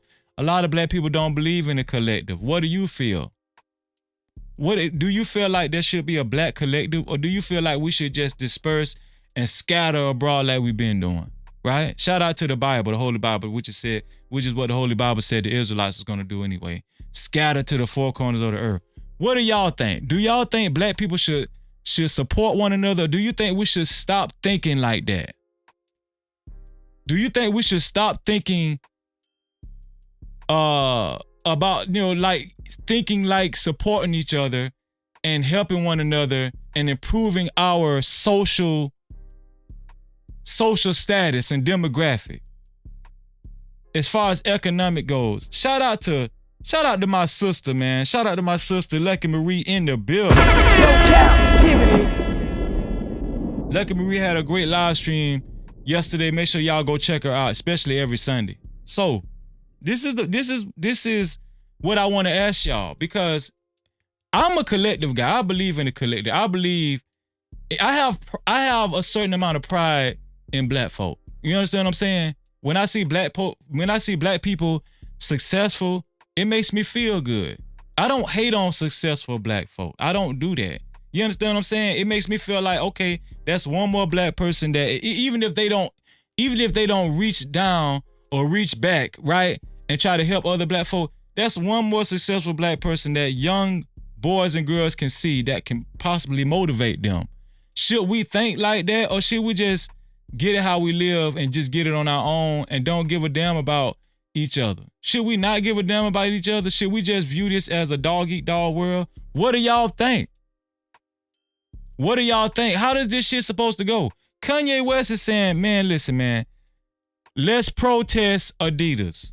Let's protest Adidas. Don't y'all go on Adidas Confirm app and make an order for those ugly ass, gray ass, 350 ass Yeezys. That's what Kanye West said. No captivity. They already graping him. That's what he said. They're already trying to sue him for $250 million. Should we feel sorry? Let me tell y'all something. This is the hard thing when it comes to rich black people. Kanye West is already worth hundreds of millions of dollars. I was in the comment section on Instagram during that same post that I just showed y'all, and a lot of people commented. Some people commented under my comment and said he's already rich. Don't nobody give a damn about Kanye West. Kanye West, he's done for even messing up that deal with Adidas. A lot of people were saying that, right? But I don't know if I'm just too soft. I don't know if I'm just too supportive. I don't know. Maybe it's just me. If you feel differently, can you please convince Freezy otherwise am I do I have the wrong mindset, right? Do I have the wrong mindset? The reason why white people can help each other, the reason why it feels good to wake up white is because guess what? When you have the majority of your race at the highest level in the power structure, right? When you have a majority of your race in the most influential positions, you understand what I'm saying? They can't, I'm pretty sure, listen, it's obvious they can't help everybody, but it does help. When affirmative action does not apply to you, that means that you have the advantage and you have the upper hand. It's the reason why they came out with affirmative action. It's because black folk felt like they needed it. Even with affirmative action, they took that shit from us, didn't they? You know what I'm saying? I think who hijacked affirmative action from us? I think it was either the white women or maybe the LGBT community. I don't know. The white women and LGBT community hijacked affirmative action, so we couldn't even keep that. This one here for the thug. You feel what I'm saying? But what I'm saying is, when you got to come up with an organization that say Black Lives Matter, Black Lives Matter, when you got to plead with people and try to convince people that your life matter, you ain't too high on the totem pole. I'm telling you that right now. But like I said, you have to have a collective mindset to even care about that. Now, if you just get how you live and just, believe in getting it off your own merit and you don't give a damn about no other nigga, this what I'm saying probably don't even apply to you. You probably don't give a damn about what Kanye West is saying. Right? But when should we support our own race of people's movement? Should we protest Adidas? Or should we just not give a damn about it? And if you like this shoe that you see on this screen, you should just buy it if you like it. Damn, Kanye West. Is that how you feel? This one here for the thug. Let me put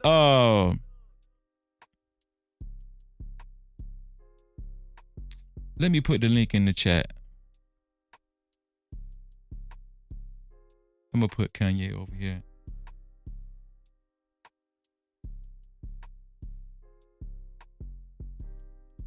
I'm gonna put the link in the chat and we're gonna come up one by one. Shout out to Hot Sauce in the building. Shalom, Hot Sauce. No Cap-tivity.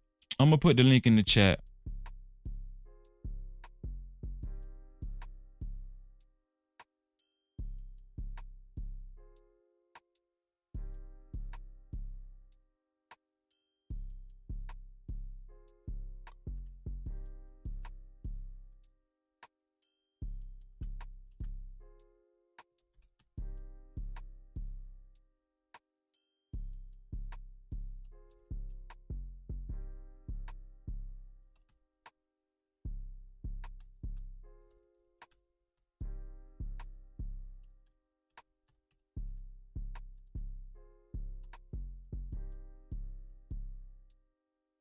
There we go. I posted the link in the chat. I'm gonna pin it to the top. And if my mods can remember, could you periodically copy and paste the link to the chat too so they can see it, so it can be visible as well. But yeah, I want to hear from you guys. I want to hear what you guys think. I'm gonna pull you guys up one by one. And I want to know, does Kanye West have a right to ask people to protest Adidas? As a matter of fact, let me bring up the shoe. Let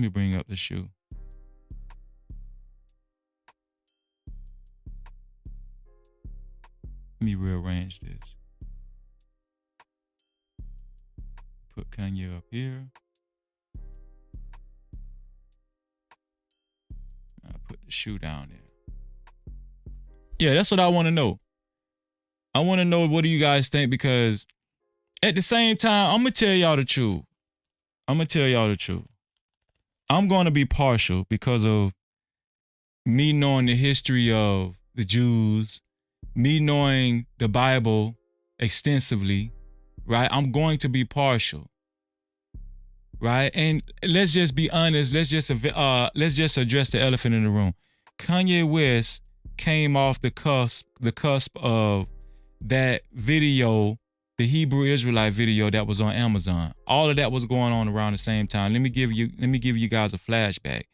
And when Kyrie Irving made his remarks about these small hats and who he thought the real small hats was, Kanye West made his remarks around that same time and gave his opinion on it. And a lot of small hats that own major corporations accused Kanye West of being anti-Semitic. They did the same thing to Kyrie Irving. They did the same thing to the guy that actually put together that Hebrew Israelite DVD that was being sold on Amazon, right? And we know that these people actually, they mostly run the entertainment industry when it comes to social media, when it comes to news outlets, when it comes to entertainment in general, when it comes to record labels, when it comes to the music business. They run most of these influential platforms.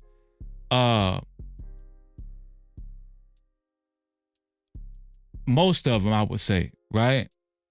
And at the same time, you can find yourself in trouble. You can find yourself actually on a decline when it comes to your finances, when it comes to your status, when it comes to how you're doing your profit margin and all that kind of stuff, right? Kanye West was deemed a billionaire at one time. He was deemed a billionaire. And as soon as the Adidas deal got snatched from up under him, he dropped from, they had different numbers. First they were saying 2 billion, then they said 3 billion, then they said 6 billion, then they said 13 billion. But he dropped from all those billions to hundreds of thousands of dollars. I think right now he's worth what? I think he's worth about 300 million or something like that. But I want to know if you guys think that Kanye West deserves our support, or was Donald Trump right? Was Donald Trump right? All we good for is celebrating indictments. Was the Fox News anchor right? Most of the time we willing to vote for a Republican or somebody for the likes of Donald Trump is if a Republican comes up with a genius idea, which is sell sneakers, come up with their own sneaker and sell them.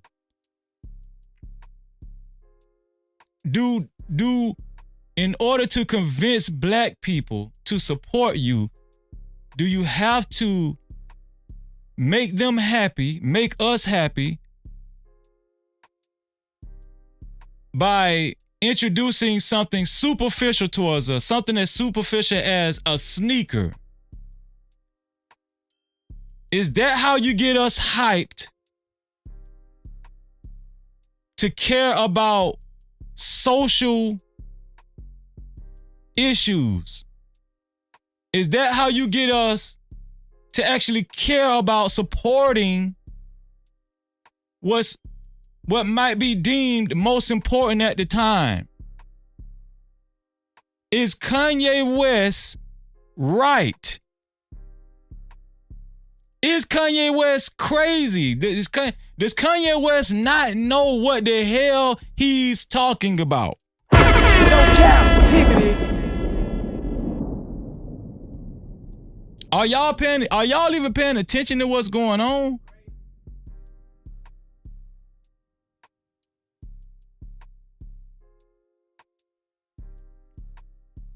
Super chat. Shout out to my brother Joseph A. Gomez. Got that light jumping with the $50 super cap. No Cap-tivity. Keeping the lights on in a big way. Joseph said the words of MLK, Malcolm X, Medgar Evans, JFK, RFK, Cesar Chavez, Dolores Huerta, tribal leaders Red Cloud, Sitting Bill, Geronimo, etc., are needed more than ever.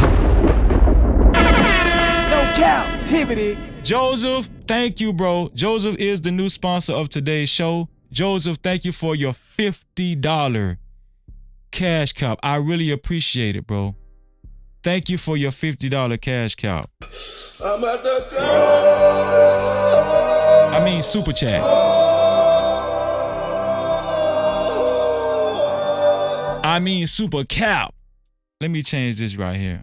Change this right now. Joseph. Hey. Gomez.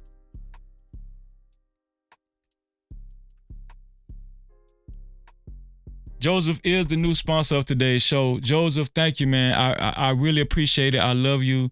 You don't understand how much that means to me. Thank y'all for helping me keep the lights on.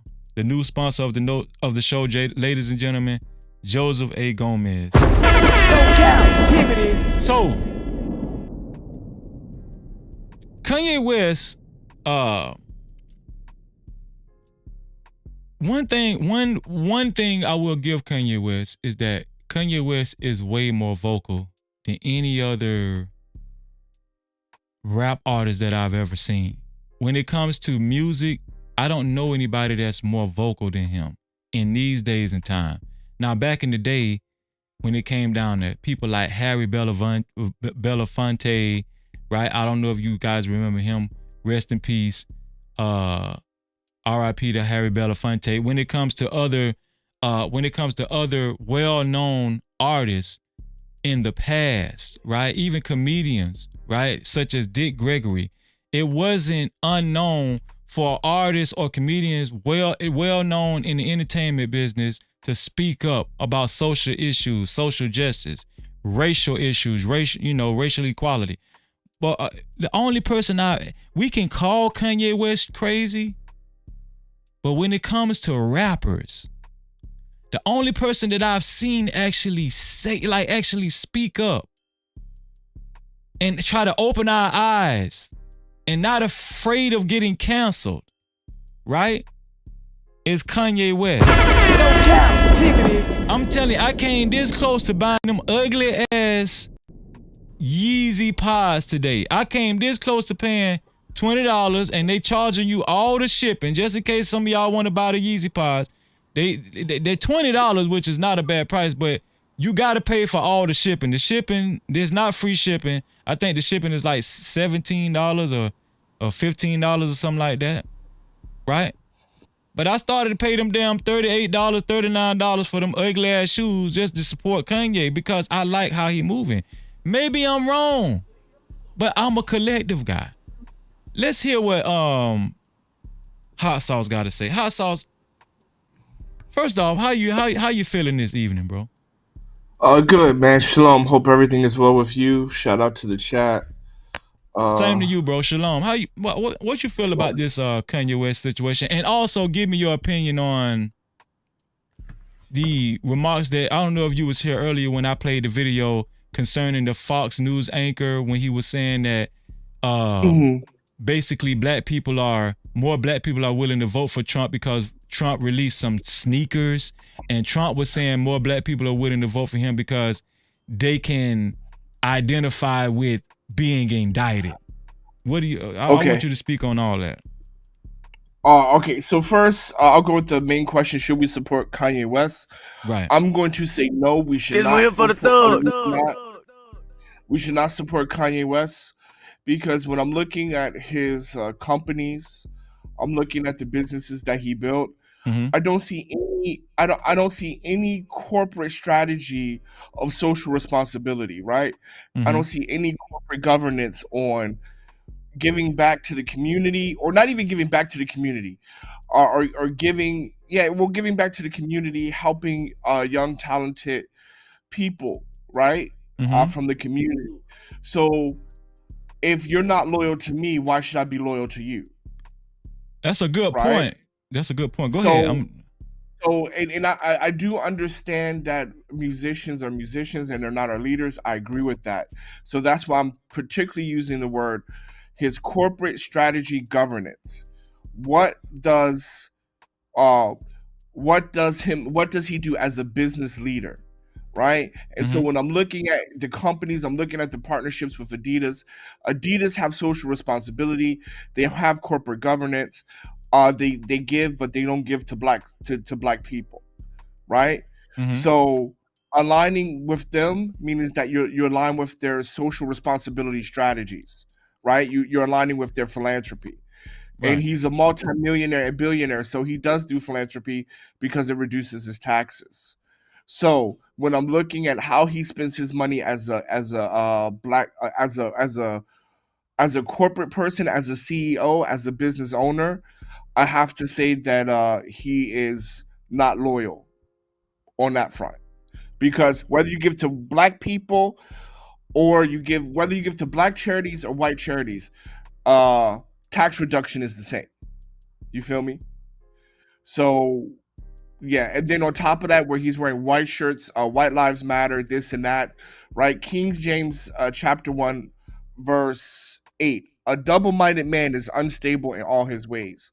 So I mean, he's everywhere, right? So that's another reason why people it's hard to rock with him sometimes because he's everywhere, you know, and So he's double-minded. so you're right. I that was on my mind. We haven't seen Kanye West actually spearhead specific black groups. We haven't seen I haven't. That's just the truth. You brought up a good point. But when we see him on platforms on social media such as Drink Champs or I forgot the predominantly white platform that he actually walked out on. I forgot exactly. They have like millions of subscribers, but that's neither here nor there. When you hear him TMZ? talk, what'd you say? TMZ? No, it's not TMZ. Well, TMZ as well, but just recently, probably about a year ago or something like that. I forgot his. I think it's Tim something. Tim Roth or Tim. It's the first name is Tim. It's something like that. But he walked out on their platform. But what I'm asking you is this, right? What I'm asking you is that when you hear Kanye West speak about the disparaging practices in the entertainment industry and how black people have been marginalized, right? And the powers that be, and him encouraging black people on how to move and the things that he's learned on what it's going to take to increase economically and to build a power structure that will sustain black folk going into the future. Do you think because he actually speaks up on stuff like that, which very seldomly do artists or people in the entertainment business actually speak up on, should we give him credit for that? Well, Enough to support him. That's what I'm asking you. Enough to support him. I understand. So my point would be I would say it's lip service because there's a very famous quote from Frederick Douglass. It says it's easier to build it's easier to build up children to be strong men than to fix broken men. So again, if he truly believes that, then where is his institutions? If he truly believes that, where's his institutions? And you get tax write-offs, right? Like Bill and Melinda Gates, right? They have a foundation. Warren Buffett has a foundation. This man is a billionaire, right? Where is his foundation? Where is his institute that promotes that? Well, see, I think what his institute is, and I think we should champion this more. He was brave enough to go out on his own. Well, maybe not brave enough. He was forced to go out on his own and develop his own company, right? Yeah. And basically maneuver it all on his own, from his own merit and his own hired help. And if you ask me, I think being that he has to do that he's too busy. Like I don't even think he has enough time because he's too far behind the 8 ball on trying to catch back up with the brand hype, the branding hype that he once had. I think he's trying to capture his fans once again that he used to have. And just for that mere fact alone or reasoning alone, I don't even think he has enough time to develop an organization of his own as far as like a school or something like that, like what LeBron James actually did, right? LeBron James is hired help. All he got to do is show up and play basketball. Kanye West is actually building he's trying to build a huge conglomerate on his own. He's trying to compete with Adidas. He's trying to compete with Nike. You feel what I'm saying? But I do understand what you're saying. But I just read that a portion of his sales do go to charity. I don't know if you even care about that. But that's what I'm saying. Like when you did say he's going to participate in philanthropy. I did hear you say that. So right. So I say he participates in philanthropy, right? Charities, right? Charity and philanthropy is the same thing, right? Yeah. But it's not going to people that look like us. And I will say this, right?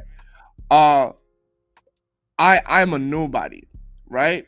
But my marketing manager makes sure that we have we have our social governance on the docket, right? So what does that mean? We go to rural areas and we sponsor education drives, right? We donate X amount of money every year for books, clothing, food, right? Things like that every year to the rural areas of this country. Mm-hmm. Why? Because one is good business. And number two, you want to show some type of appreciation for your base, right? And that helps you. I have a good marketing manager. Kanye West has a great marketing manager. I am nobody and I have that, right? So a billionaire has way more than what I have. So, and he has it, like he says, right? It goes to charity, right? Because the marketing manager, whoever he has, make sure it goes to those places, right? Right. But if he, as the CEO, is making claims that we should have our own and that we're the true small hats, et cetera, right? Then why are you not giving your marketing manager marching orders to put your money and put the proceeds of the sales of your shoes and music to the things that you care about? But hot sauce, why does it have to be, when it comes to black people, right? Why does it always have to be some kind of stipulation on whether we're going to back our own people or not? You know what I'm saying? It's like everybody does it. Everybody does it, right? It's not only black people. What I'm saying is the position that we're in on the totem pole. Can we even afford to have stipulations? I mean, this man has actually accomplished a feat that very few black people will probably accomplish in their lifetime. And not only that, he's made a pathway to create jobs. He can hire as many black people as he wants. Nobody can tell him what to do except him, right? He is the head nigga in charge.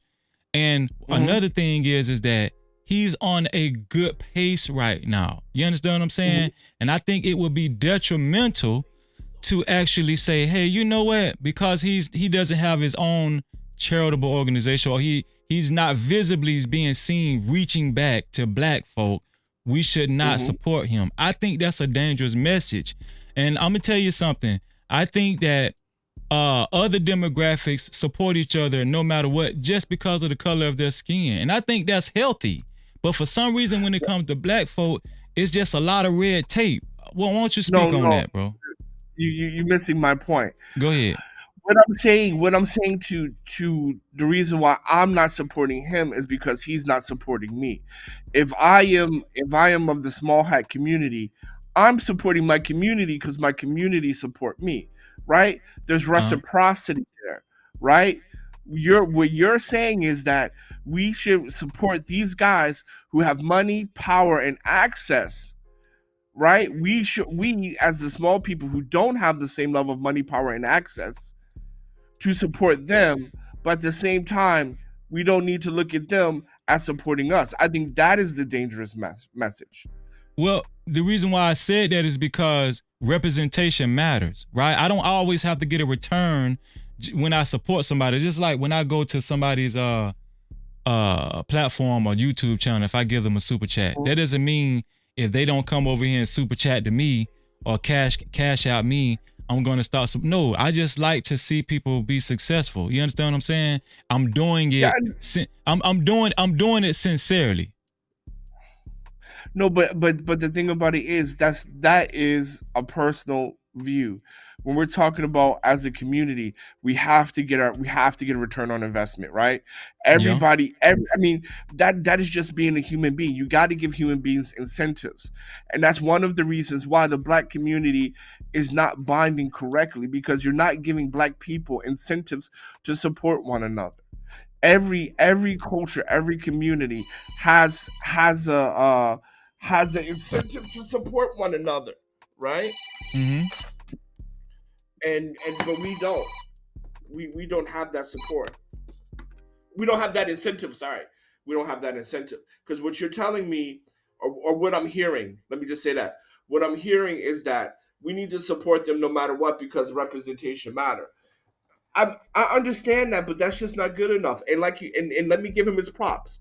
What Kanye West did, only 3,000 people in the world out of 8 billion people, only 3,000 people have ever achieved billionaire status, right? Mm-hmm. So that is less than 1%. So he did something outstanding, right? But that still doesn't absolve him of showing loyalty if he wants our loyalty. I get what you're saying. I understand exactly what you're saying. But when I understand exactly what you're saying, especially when you said it's not just it should not only just be the case representation matters, right? Because we did get in trouble with that notion with Barack Obama. Well, a lot of Black people came out in droves and voted for Barack Obama just because of Black representation. But we all know how the story ended up after he was in office, right? We get it. I understand exactly what you're saying. All I'm saying is that when I hear of a company that's worth billions of dollars, that has a huge anchor behind them and propeller behind them, right? And like Adidas, and they can take it upon themselves and use a Black man's name. Now I think Adidas do small hats own Adidas? I don't know. But it's a German company. Adidas okay. is a German company. Okay. So but whatever the case may be, for them to feel the liberty to take Yeezy's name and still make money off of it. When Kanye West said that, I felt that.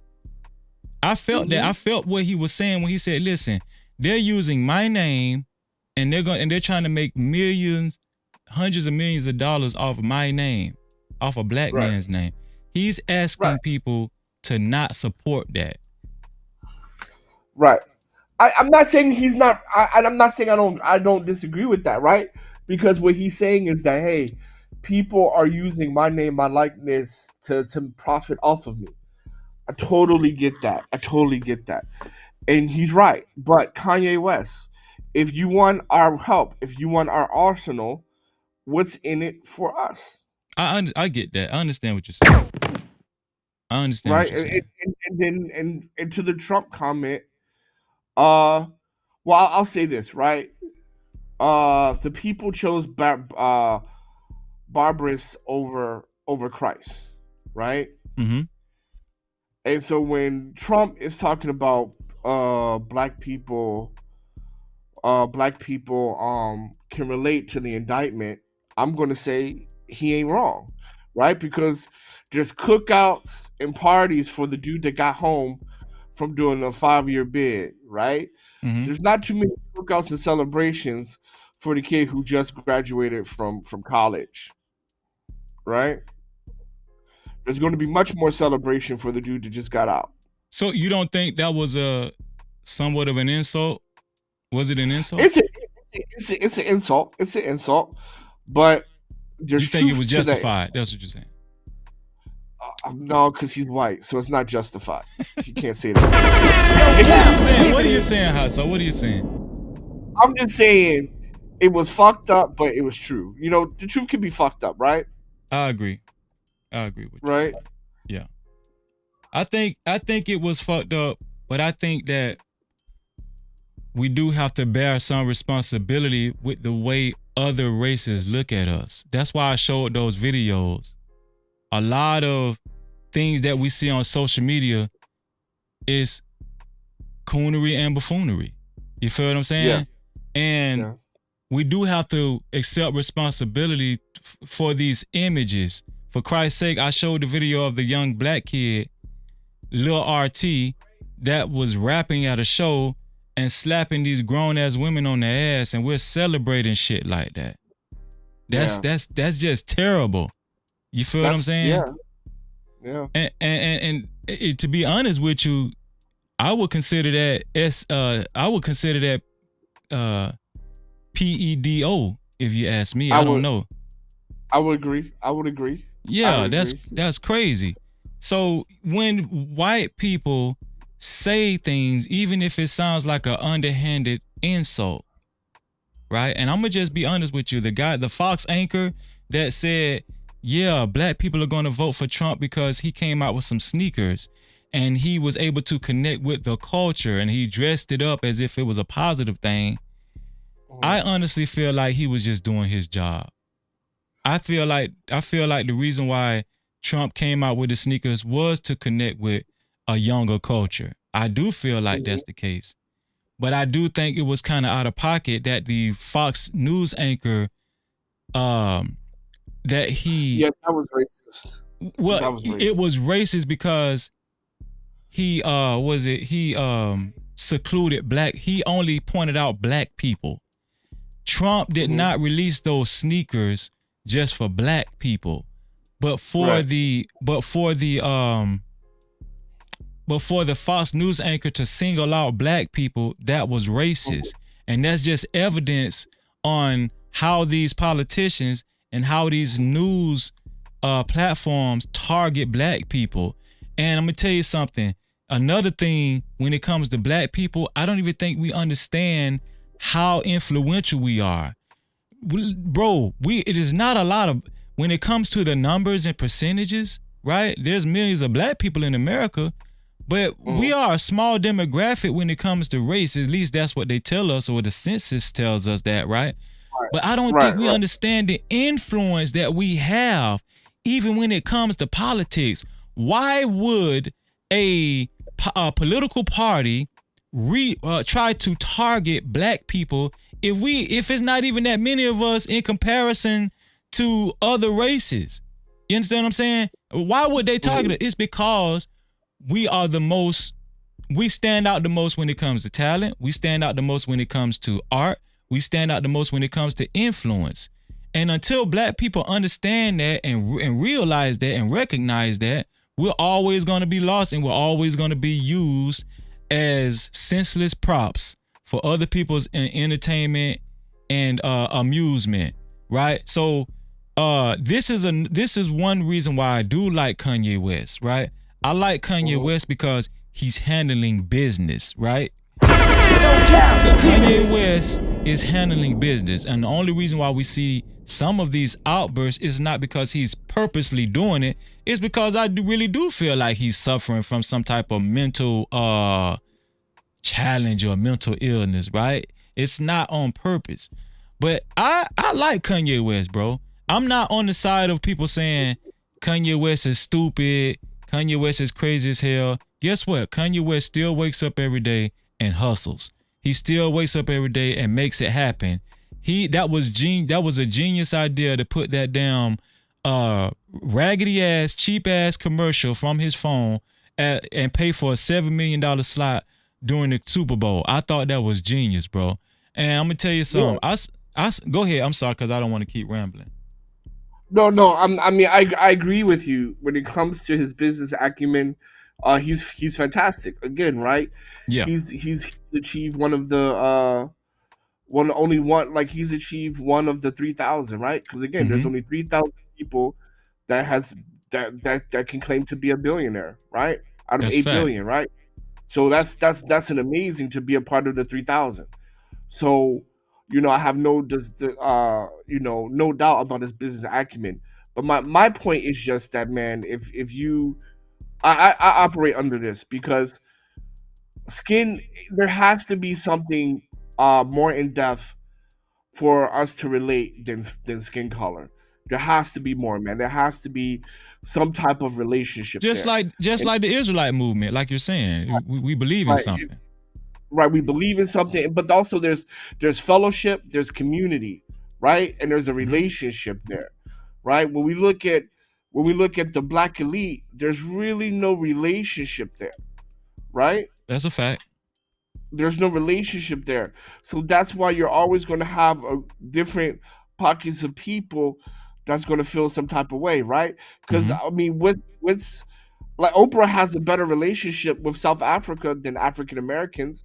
She goes there, she opens up schools, she helps rural little girls to read, write, support them with food, clothing, stuff like that, right? That's a relationship, right? What is the relationship that Jay-Z have with the community? And I'm not even saying the hood. I'm just saying even with the black middle class, right? What is Jay-Z relationship? Right? What is Kanye West relationship?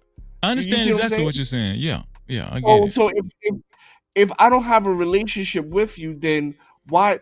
It's just like this, right? Black women say, and I'm gonna say it because whatever. Black women say that black men don't protect them, right? But for women who have protection, have a relationship with men. Either the men are their husbands, their brothers, or their fathers, and their fathers have communities, right, in the neighborhood, right? Because I have a relationship with Freezy. If I see Freezy wife in trouble, I'm going to help her. Why? Because she has a relationship with you, and I have a relationship with you. So they get protection. If you don't have relationship with men, then of course you're not going to get protection.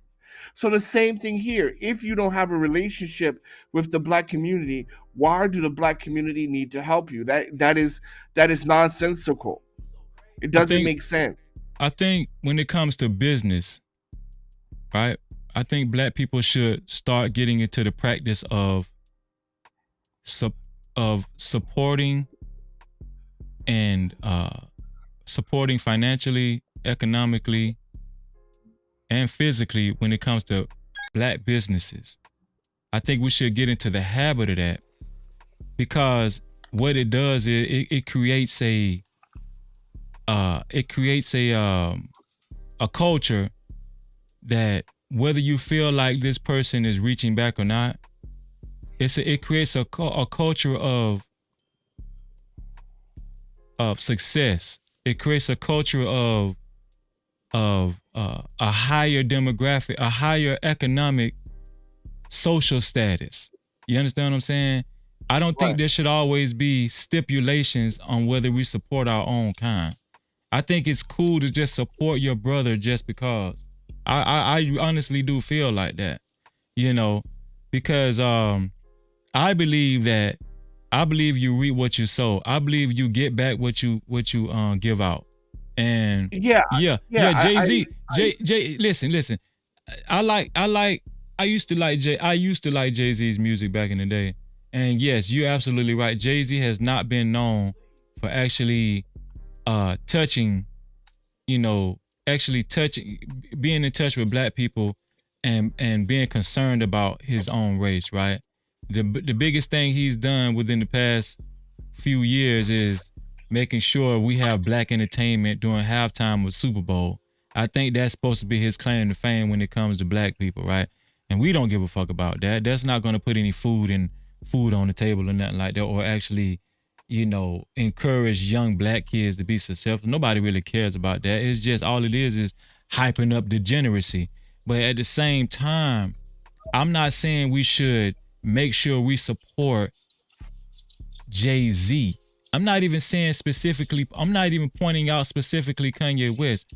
What I'm trying to do is just I'm trying to encourage a culture where black people feel it okay to support hot sauce just because he's in the same demographic.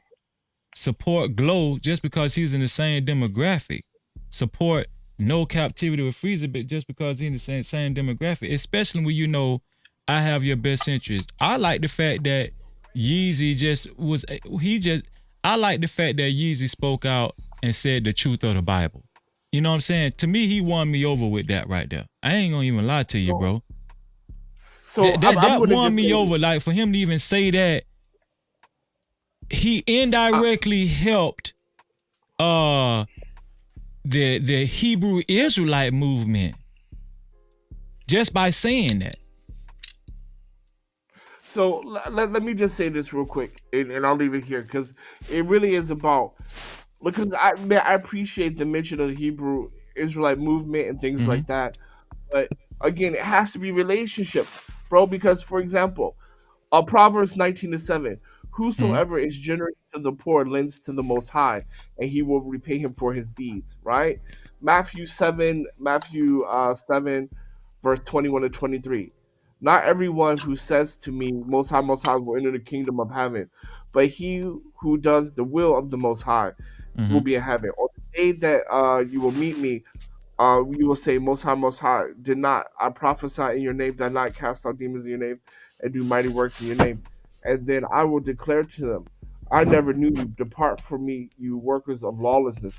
So basically, right, it has to be a relationship, right? Right. It has to be a relationship.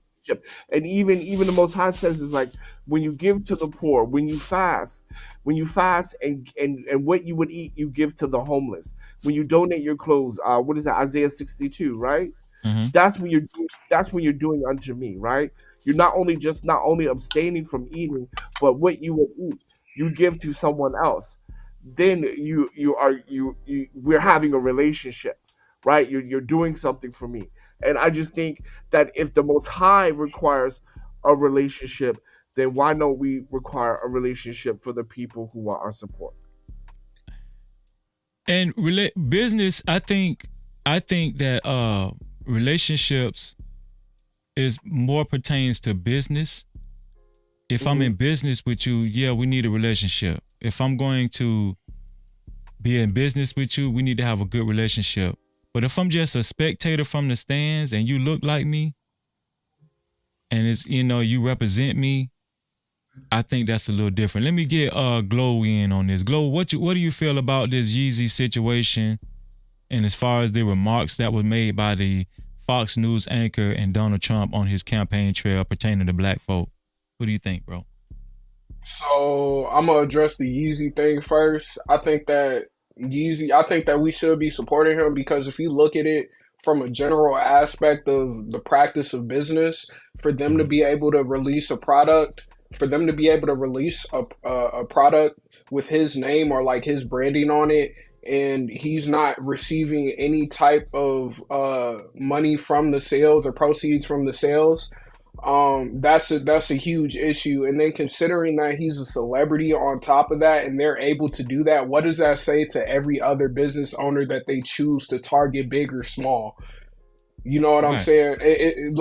That's like you deciding to sell the No Captivity Freezy brand to Adidas, and you decide to cut a partner, not sell, but you decide to partner with Adidas with the No Captivity brand, and you decide to cut the business partnership, and they decide to still release those episodes. You know what I'm saying? Yeah, and you're not getting any money from those episodes that they're continuing to release. You know what I'm saying? Like that's like a form of not blackmail. Blackmail is not the word, but they're taking advantage of you in a sense. I just can't think of the word. What it is if a company is able to do that to you, they're flexing their power, aren't they? Right? Yes. And so what's the only power that you have to stop it? You go use your influence. You go to social media and you try to influence the people that you think support your brand or are fans of your brand. You try to get them to protest the people that's trying to fuck you over. I mean, it's all a power struggle. That's how I look at it. Adidas is using their power, and Kanye West is trying to flex his. And it's the may the best man wins. And so when you look at it from that perspective, I'm on the side of Kanye West because I wouldn't want a power structure to flex their power on me and take advantage of my name when I invented this name. I invented this style. I invented this influence. You understand what I'm saying? They're just, all they really doing is getting free money.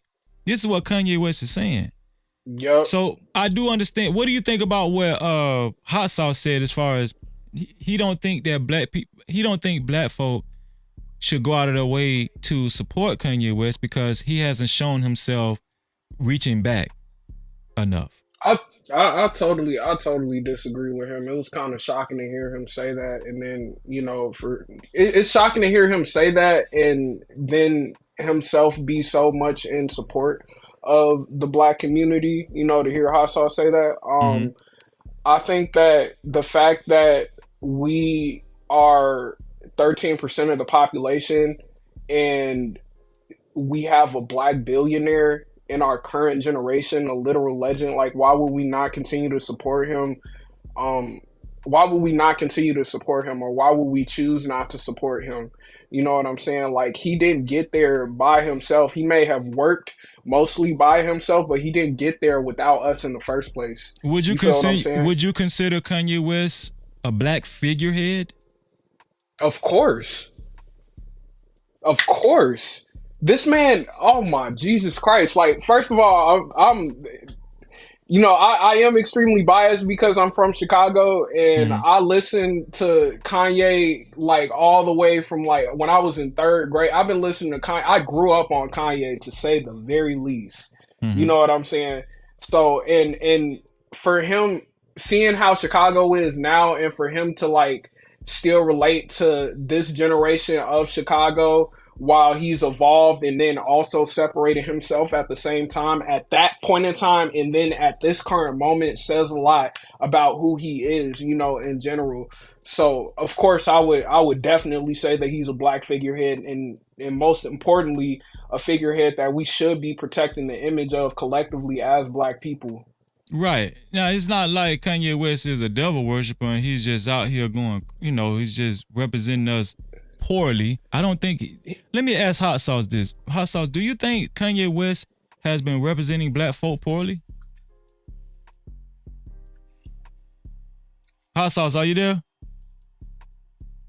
I think Hot Sauce stepped away. Let me ask you, Glow, do you think Kanye West, I want you to be truthful, has been representing black people poorly? No.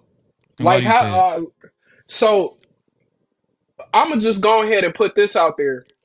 The fact that he popularized talking about Jesus and spirituality on a mass scale, that's a good says point. A lot about his character. That's a good point. That's a good point. And successfully popularized it. Jesus Walks is still an iconic song. God show me the way because the devil is trying to break me down. Who doesn't relate to that? Whether you have a strong religious belief or not, there's always what the message is in that.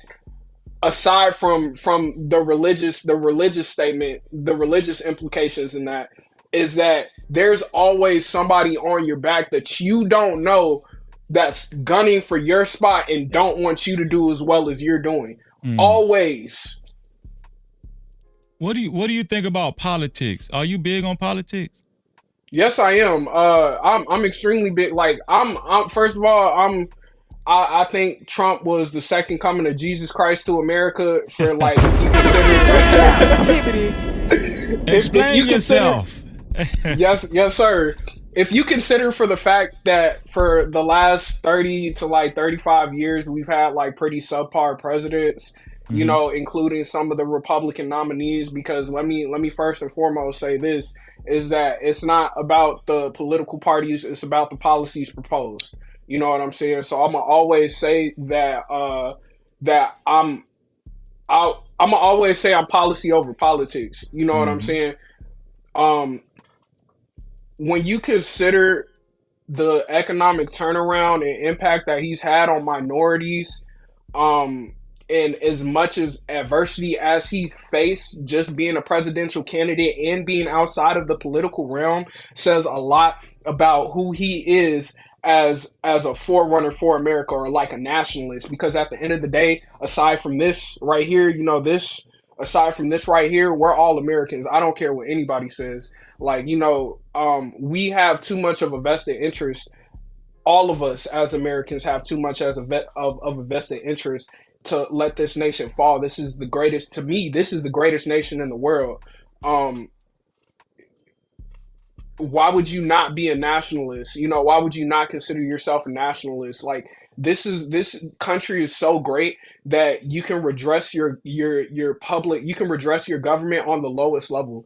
You know what I'm saying? We overlook. Now, I'm generally speaking about like the political temperament. I'm gonna get to Donald Trump in a second, but just to like, you know, preface my statements about Donald Trump, I'm gonna start with the why nationalism is important, why people should be patriotic, especially for America.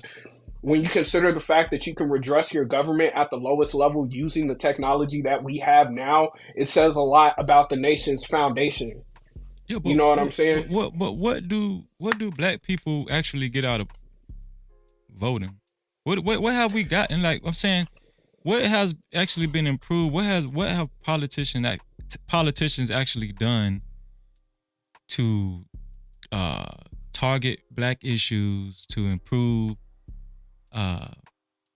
conditions in underprivileged neighborhoods? Well, I'm saying, what do black people actually gain from their vote throughout history? Do you understand what I'm saying? Of course, yes. It's a very clear question. Excuse me. So I don't really agree with affirmative action, but affirmative action has helped a lot of people. I'm gonna say that. So if black people didn't have any type of political stakehold in American politics, then affirmative action would have never been a thing. You know what I'm saying? So like affirmative action was a way to leverage yourself at, no matter how you put it in even the fact that I don't disagree with affirmative action, it was a way to leverage yourself out of a losing situation. Point blank, period. And it was really targeted towards black people, minorities in general, but it was mostly targeted towards black people. So that should say a lot about like the political stakehold that the black vote has. If we didn't have any furthermore, if we didn't have any true political stakehold, then we wouldn't have been able to make progress with the civil rights movement. You know what I'm saying? But it seems like when the news anchor from Fox makes comments like what he did. Yeah, bro. Look, I can get can I get on that real quick? Yeah, let me say this. When they make comments like that, and then when Trump goes, and I'm gonna tell you something, I think Trump is hilarious. And if I was to vote for a president, if I had to choose between a president to vote for, it would probably be Trump. I'm just be honest with you. But at the same time, it just seems like when they target black folk, it's almost like a circus. Like they just want us to vote for them, and then when we help put them in office, we're the last considered.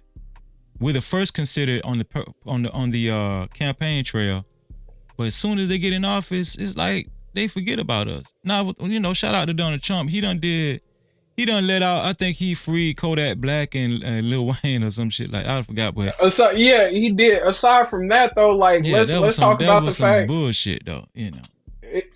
let's talk about the fact that he funded HBCUs $954 billion over the next 10 years. Go ahead. That's almost $1 trillion, bro. Like we hardly ever get to talk about $1 trillion unless it's referred to debt, and for him to put almost $1 trillion into HBCUs, like what that like if we talk about like one of the foundations of American society is the access to American education, why would you not give him his check for that? You know what I'm saying? Why would you not approve of that? And kudos to Donald Trump for that. I think the bigger point I'm trying to make is that I think it's all a diversion tactic. I think black folk need to focus more on supporting each other. That's why I made this live stream today. That's the most powerful thing we can do for one another, which is share information, whatever we learn, whatever helped us out, whatever actually helped us break through certain thresholds in business, right? And share it with people below us that's less fortunate black folk, right? Practice collectivism, right? But we put so much emphasis on voting and politics, right? And as soon as we stop talking about politics and voting, we go to the Gucci store, we go to the damn Louis Vuitton store, we spend all our money with everybody else. And I just feel like we really don't have our focus on the right thing. And we're always going to stay on the bottom if we don't understand what we need to be focused on. And a lot of this political process, to me, is just a distraction on what we really should be concerned about. I mean, these politicians, they will come to your church. They will come to your backwoods church just to talk to you to get your vote.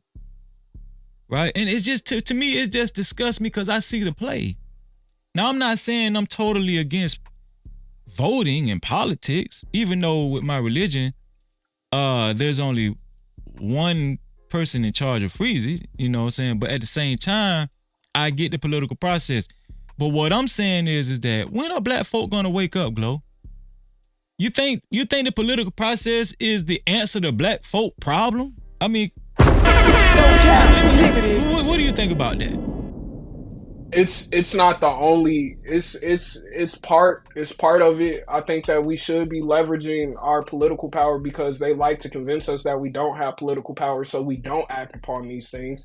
But I think that it's part of the answer. It's not the total answer. What really needs to start before we even begin talking about politics, in my opinion, as a collective, is the reformation of the black community. And honestly, I don't think that. I think that we should. I think if we're talking about in the best interest of the black community, I think that it's best to separate ourselves from like certain people. You know, I think that we should divest from the original concept of the black community. You know, the communita. We should be divesting from the communita and really building a community. You know what I'm saying? I totally agree with that. So that's just, politics is one thing. We just need to restructure our culture, because once you can restructure the culture, then that's when you can focus on politics, because all politics is like politics is the delegation of power between the federal, state, and civilian. It's just the delegation of power. That's what politics are. They're the delegation of power. So of course that we should be talking about how we can use or leverage our power to act in our best interest while also having moral considerations. We have to make sure that we have enough power to be autonomous, but we shouldn't have so much power that we should be stepping. And this is true for any racial group. You know what I'm saying? I don't think that race loyalty is wrong.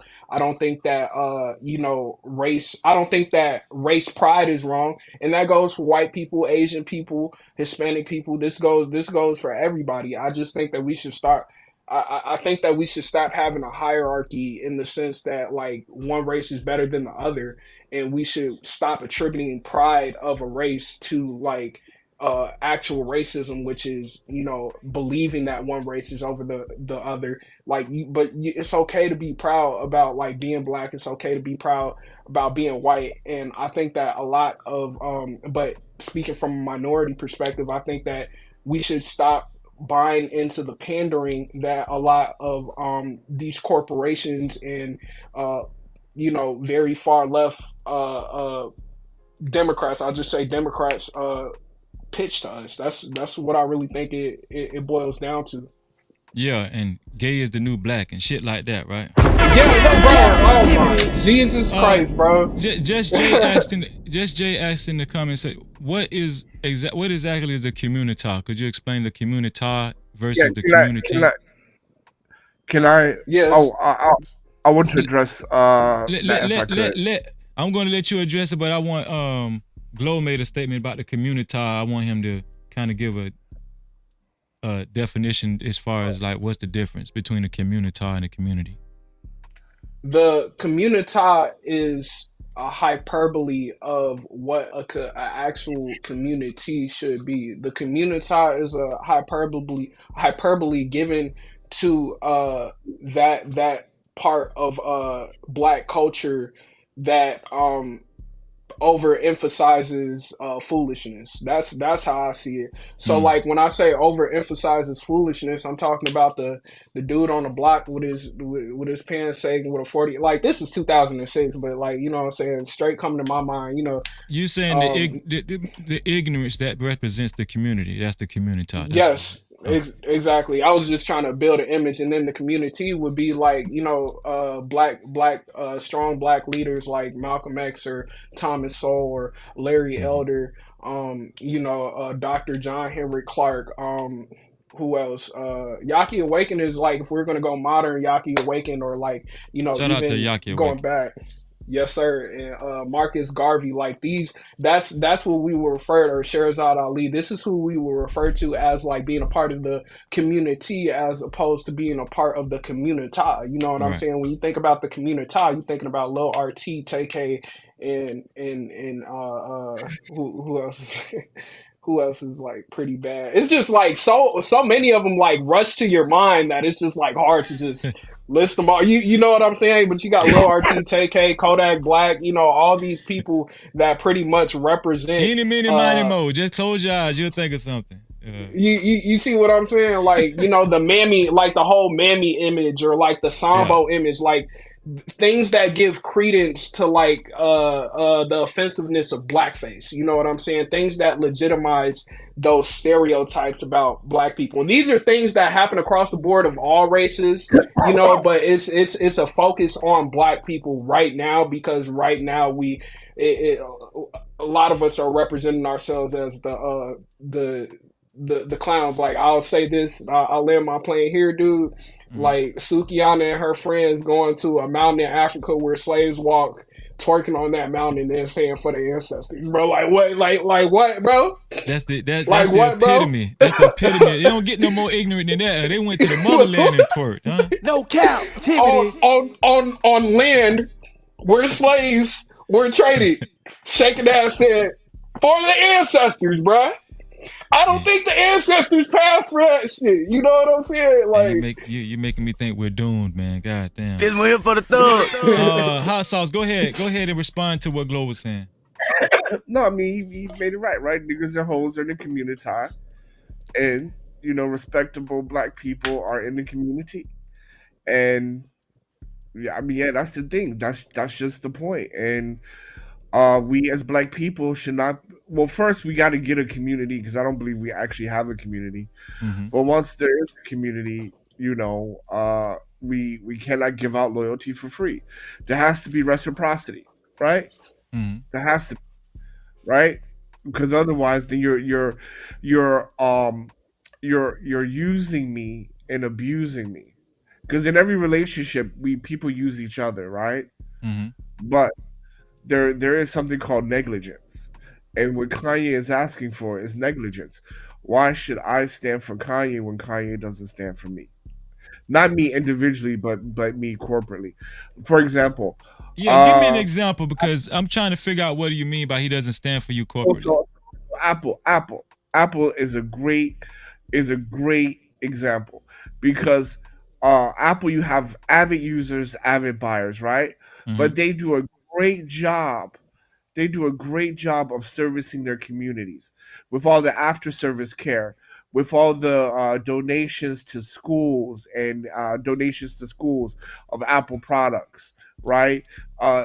Free education and investment in arts and things like that, right? Yeah, but Apple do a hot sauce. fantastic job. With all due Yeah, with all due they need to- fairness, though, you're talking about Fortune 500 companies that have Okay, resources to do that. okay, fine. Then Trader Joe's, which is not a Fortune 500 company and actually has less money than fucking Kanye, right? They also do a great job of galvanizing their community. And Trader Joe's is not a Fortune 500 company. Kanye West is worth more than Trader Joe's. It's a supermarket for those who don't know. You think Kanye West is worth more than Trader Joe's? Absolutely. Dude, a billionaire. I gotta look up that net worth. Trader Joe's is a small niche vegan grocery store, man. It's not even nationwide. Right. They food kind of good. I ain't gonna lie. Trader Joe's is bomb. Yeah, I mean it's only in the east. It's only on the East Coast, right? Yeah. What do you think about? What do you think about what me and Glo was talking about as far as politics? Is politics even going to help black people at this point? No, I think it's ridiculous. Black people are looking for politics to replace family structure and community bonds. It's ridiculous. Also, you saw. How can I say this without not being too offensive? We're not too politically astute, and a great example of that would be civil rights, right? Affirmative action, right? We fought for affirmative action. Then the lobbyists turned around and said, "Oh, let's put Title IX in there," and we said yes. Should have been fuck no. Title IX dealt with like redlining and like a whole bunch of loans and shit like that. And, like Title IX is what allows women to be considered a minority, even though they're a majority of population. Right. That's how white women. That's how white women got included in the Title IX. Yeah, but see, we're not politically astute to say, "No, get that bullshit out of here." But again, Martin Luther King is only 30 years old at the time, right? Facing white men who were groomed in the privilege of power, and they're 50 years old, right? So you having a plethora of experience,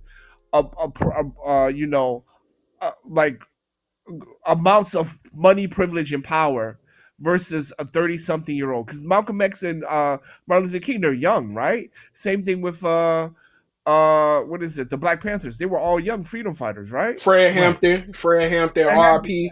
All are 30 or 30 and younger, right? So of course you're not gonna, you're not astute enough yet. And no disrespect to Martin Luther King or Malcolm X. They did a fantastic job. But again, right, when we're looking for government to replace, family structure and stuff like that, we're going to lose every time because the American government has no interest in uplifting the black family. Shout out to JT from What We Know podcast just entered the building. I think I agree with you, Hot Sauce, when it comes to politics. I think black people just be doing shit. Yeah. I don't even think they understand politics. I don't even think they understand the true nature of politics, right? Like what Glo was trying to what he was trying to. Yeah. Hear me out. You have Killer Mike on the Bill Maher talking about politics, and this dude is a rapper.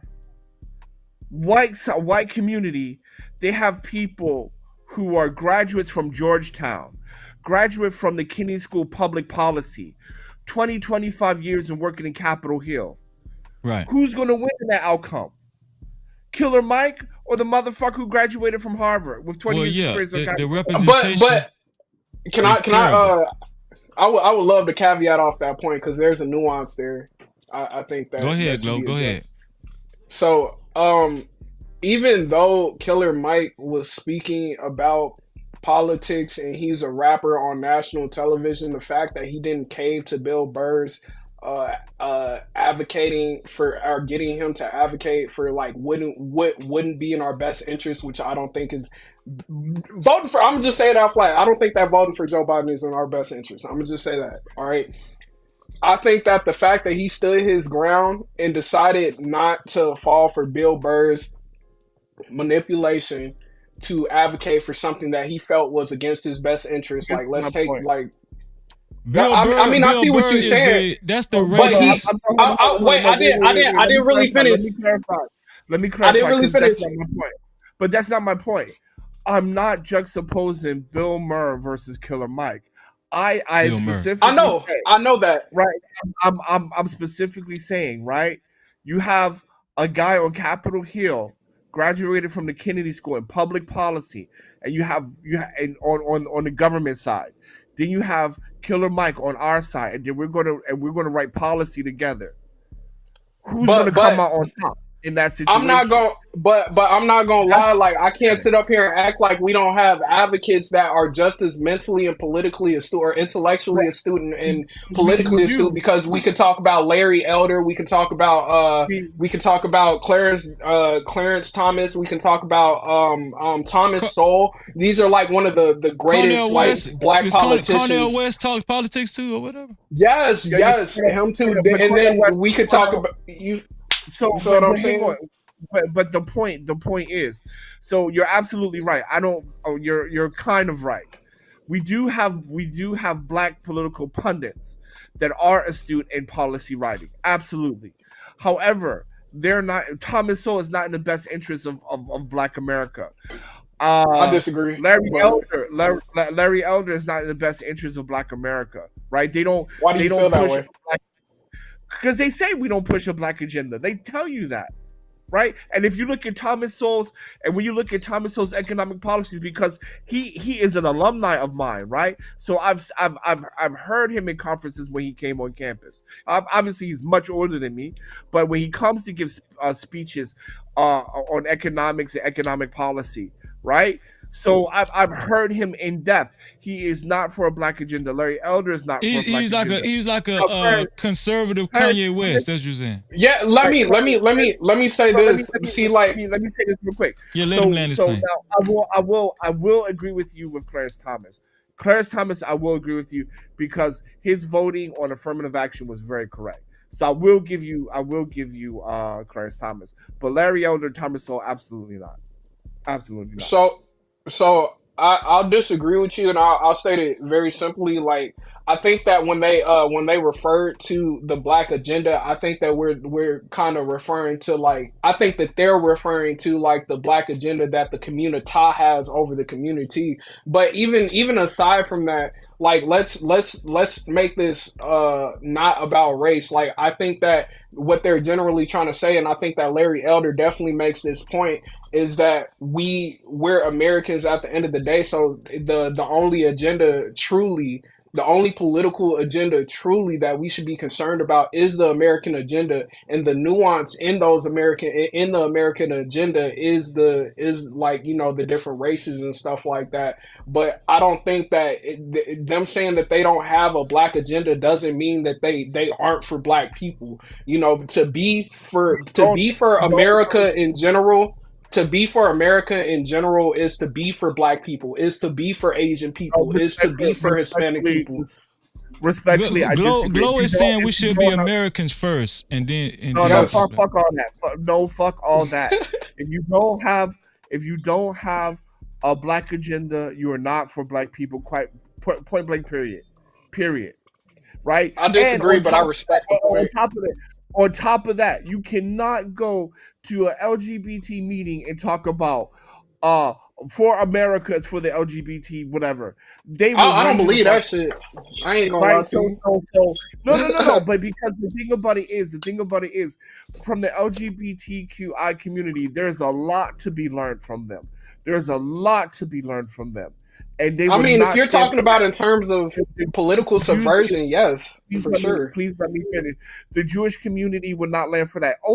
The only people that tout that bullshit is black people in America. Oh, for Americans, for black people. There's no way you're gonna go into a goddamn synagogue and be like, "What's good for America is good for the Jewish community."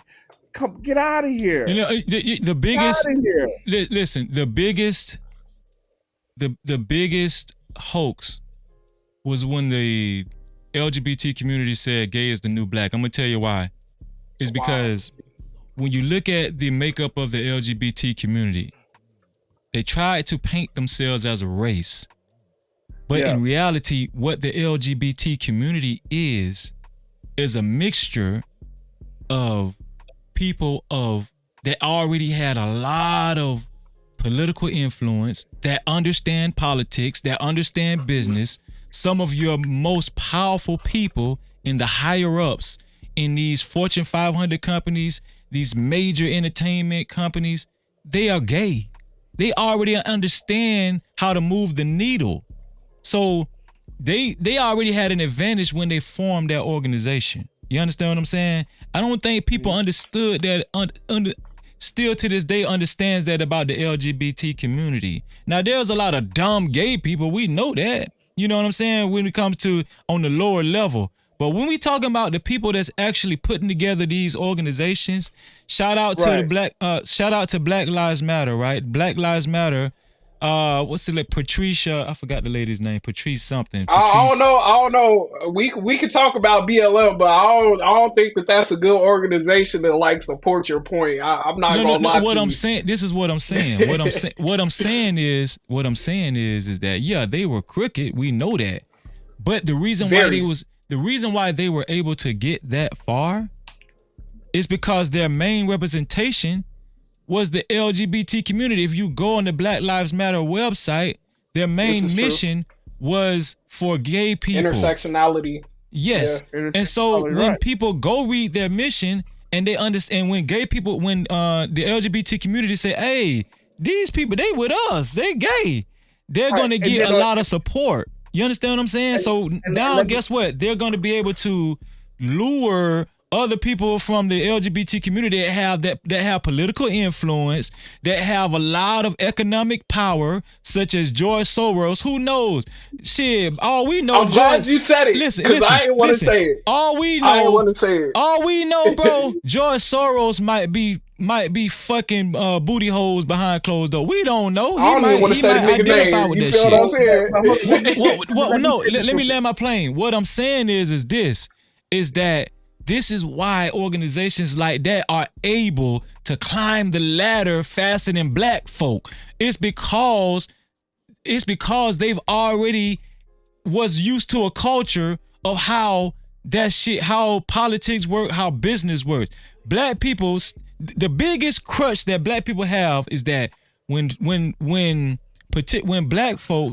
hand-picked black folk are successful, they don't reach. This is where I agree with Hot Sauce. And I understand why Hot Sauce feels so strongly about black folk that break through these thresholds and they just say fuck everybody else. They like to be the only nigga in the room. You know, Kanye not one of them niggas, just to say. Just this is not about Kanye right now. I'm agreeing with bigger picture. Yes. And so this is the biggest crush with black folk. We just want to be the only one that shine. We don't care about the agenda. We don't care about the collective. And that's why I used the Black Lives Matter, because it really wasn't a black movement. It was an LGBTQAI movement. That's what it was. Yeah. And that's why it was able to get as far as it did. But go ahead. I agree with that 100%. This is what I want to say. And the reason why they're saying that gay is the new black, because what people saw the civil rights movement was quite powerful, right? Yes. And so by saying LGBT is the new black, what they're really saying, right, because that's a dog whistle term for civil rights, right? The next civil rights agenda in America, that's a fact. Is LGBTQ, right? So that's where they're landing. Like, this is the new civil rights. We cannot have a righteous America when LGBT do not have the same civil rights as everyone else, which I don't know what the fuck they're missing. But anyway, that's neither here nor there. right? It's a free country. You can do whatever you want, you know. That's what it means. So, but so to my larger point, is just that one, we have a lot to learn, right, from these groups. It's the same thing with the Asian community, right? Asians are what, 3% and now they're the highest earners. Asian men, then Asian women. Asian men earn the most, Asian women, then white men. Right? In the 90s, it was the white man, right? So there's so much that we could be learning. But the thing is that we're missing in all of this is that what is the power that runs the Asian community? What is the power that runs the LGBTQ? Conservatism. I'm trying to. At the core of it all. It's the core of it all is community and family and relationship. Especially for the Asians, it's family and relationship, especially for those motherfuckers, right? I've been living here 19 years. I know that these motherfuckers inside out. It is relationship and community, and there's reciprocity. And for black people, right? Black people, because I'm saying it has to be a fair exchange. We, as the little guy, have to help our big guys. The big guys have to help the little guys. For example, what we can do as the black community is start banking in all, especially in the urban areas, to bank at black banks. That is our responsibility. That is our responsibility as a black person in Black America. Now, I agree with the bank. What is their responsibility? Giving us better home loans, giving us access to capital to start businesses, right? That is their responsibility. Not give it to all the niggers, but give it to some. Right? Yeah, because look, I'm gonna be honest with you. Do you mind if I intervene? Hold on, let me just say this real quick. What I'm saying to you is this. I am not saying what I'm saying to you is that everyone has to do their part. And when we're saying that, okay, no, well, representation is the only thing that matters, they don't have to do their part. That's where it breaks down at. Because even though you're not going to help me, but for example, right, I'm gonna put my money in a black bank, right? Black banks give out better college loans, right? Maybe they give out scholarships. It's not going to benefit me per se, but maybe it benefits my kids, or maybe it benefits my friends' kids, whatever, right? Right? Everybody has their part, bro. And if we don't recognize that and start practicing that, we're going to be talking about this 100 years from now. And I'll let my plane here. Let me get this super cap. Super chat. Shout out to my sister Lady Naveau with the $2 super cap. She said, "Pray for me, fam. Love you guys. No cap." No Cap-tivity. Shout out to Lady Naveau for helping us keep the lights on. Shout out to Lady Naveau.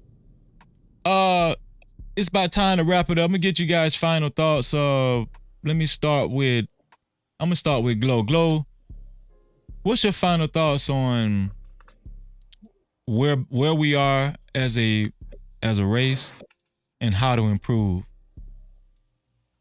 So what we are right now is I think that we both I think that both sides of the culture that's for, more so our artistic expression and more so our economic development, if you really compartmentalize these two concepts, I think this is generally what it is that you have the artist arguing with the economic the economic big brains. It really becomes a conversation about liberal and conservative at the end of the day. I think that we just need to come together as a community, which I don't think I think that we should continue to separate from the people that we don't identify with in our community. I really do believe that. I don't think that I think that you should definitely start picking a side as to where you want to be. What do you want to stand for? If you really want for the best interest of the Black community, separate yourself instead of trying to get everybody together. And then as things start to calm down, maybe that's when we can start having more civilized conversations about where we want to head as a Black community, what we truly want to represent politically. But it first needs to start with separation, because us trying to force unity at this point in time is not going to happen. So we have to find unity in these small pockets of the people that we agree with, and we see who we start to see what different groups, because there's going to be nuance to everything. There's going to be Right. nuance to conservatism. There's going to be nuance to liberal ideologies. So as we start to separate ourselves, then we can slowly start coming back to the middle once things aren't as tense as they are, so we can better represent ourselves. Hey man, listen, Glow, thank you, man. Your correspondence has been awesome this evening. I know you're not going to be a stranger, and salute to you, bro. I hope you have a blessed evening. Yes, sir. Glow, ladies and gentlemen. No captivity. Hot Sauce, man. Where are Black people now, and what's your advice as far as how to improve? Oh man, why you guys ask me how to improve? I don't know, man. That's Well, you've been giving some good have, advice so far throughout the show. So yeah, I don't know how to improve this shit, man. Like, look, This one here for the thug. all I can say is this, man. The Bible says, "Seek ye your own salvation through fear and trembling," right? Mhm. And save yourself. And bro, we got 8-year-olds slapping grown women's ass while rapping. That's I crazy. mean, That's bro, wild. Yeah, that's bro, you can't fix this shit, man. We can't, I knew you was gonna say it.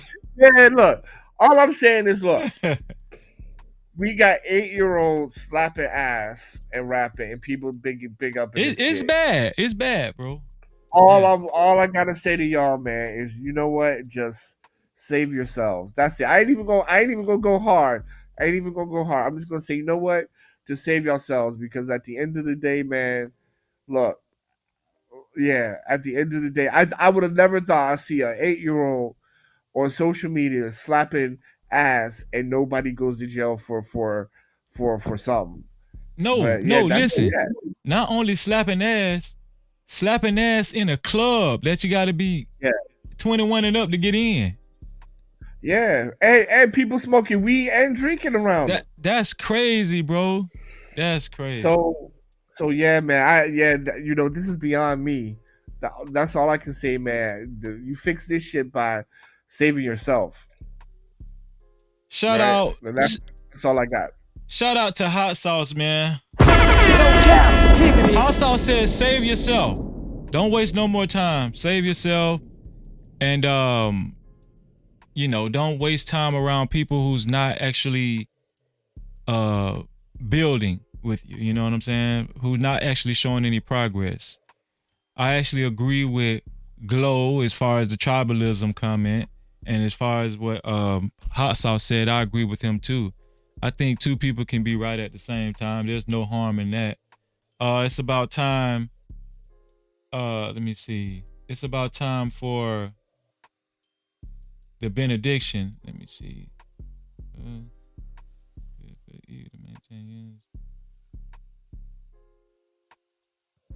I think I said this before, but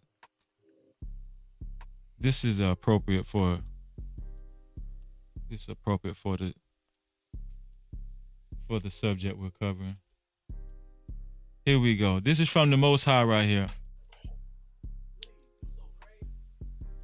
Shout out to the No Cap crew. Shout out to everybody that's been watching, man. Shout out to the Most High that came to us from 1 Corinthians, 1st chapter, the 10th verse. And when it says divisions in the church, it's not, first of all, the original definition of church is not a building with 4 walls. No, the church is the people. That's what the Bible is referring to. The people. More specifically in this text, it's talking about the Israelites. Right? But what it's saying is, it says, I appeal to you, brothers and sisters, by the name of our Lord Jesus Christ, that all of you agree and that there be no divisions among you, but that you be united in the same mind and the same judgment. No captivity. So that goes along with what Glow was saying. Gravitate to the people that have the same mind, right?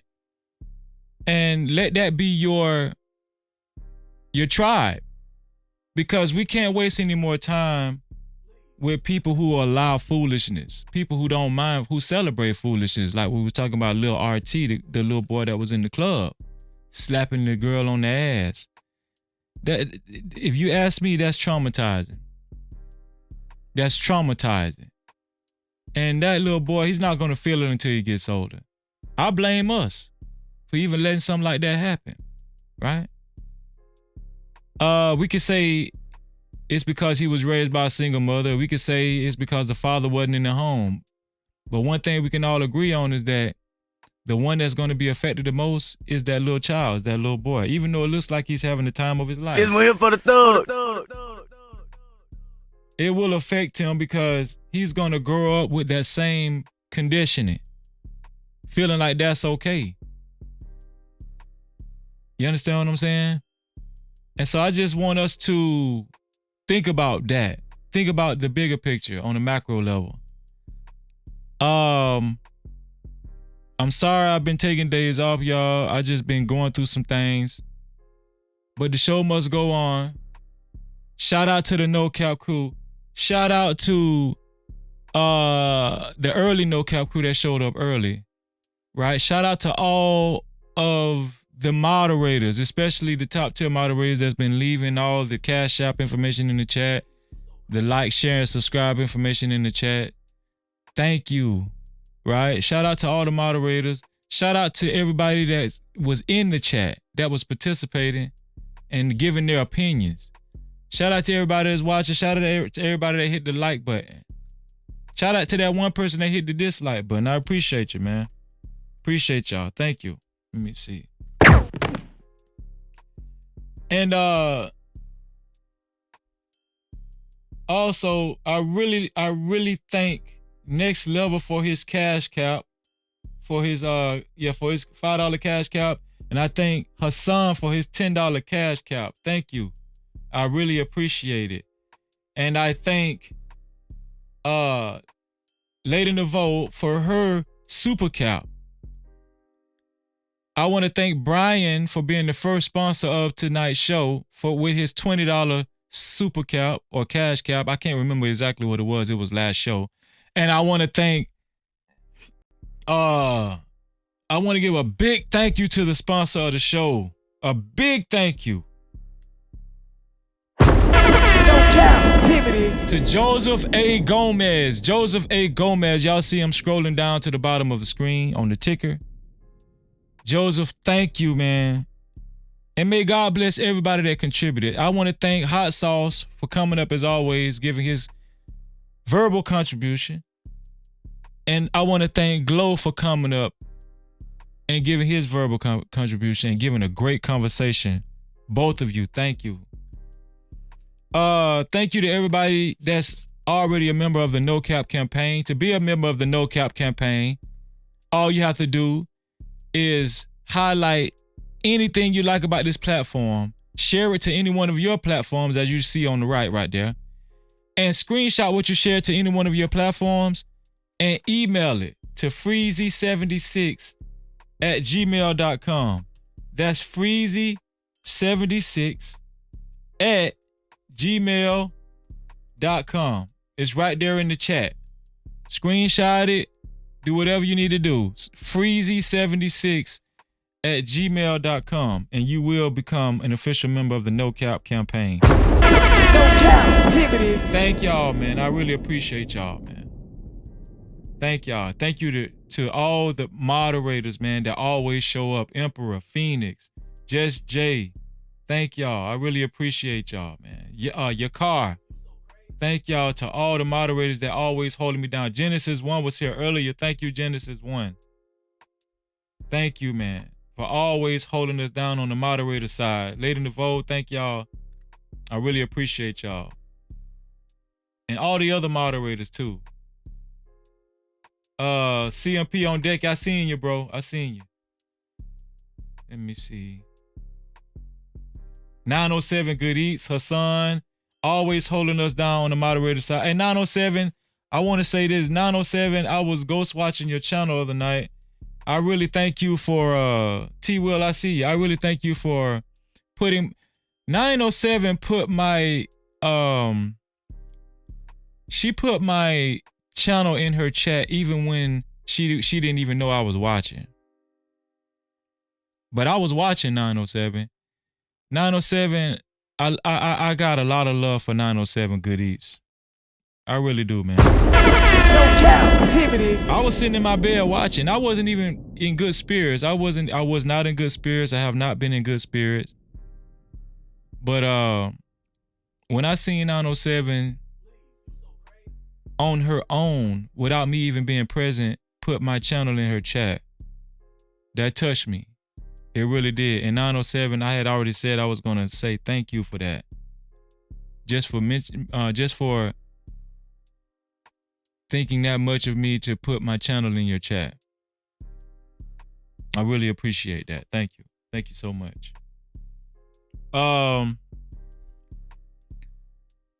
This has been another successful show. Like I say, we cover topics that probably aren't too popular, but I think it's very important for us to talk about because I think that it will enlighten us and it will give us some good takeaways. Give us something to think about.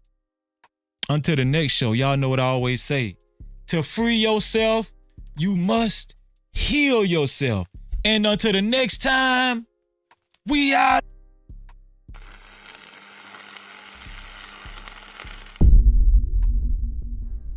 No Cap-tivity. Freezy.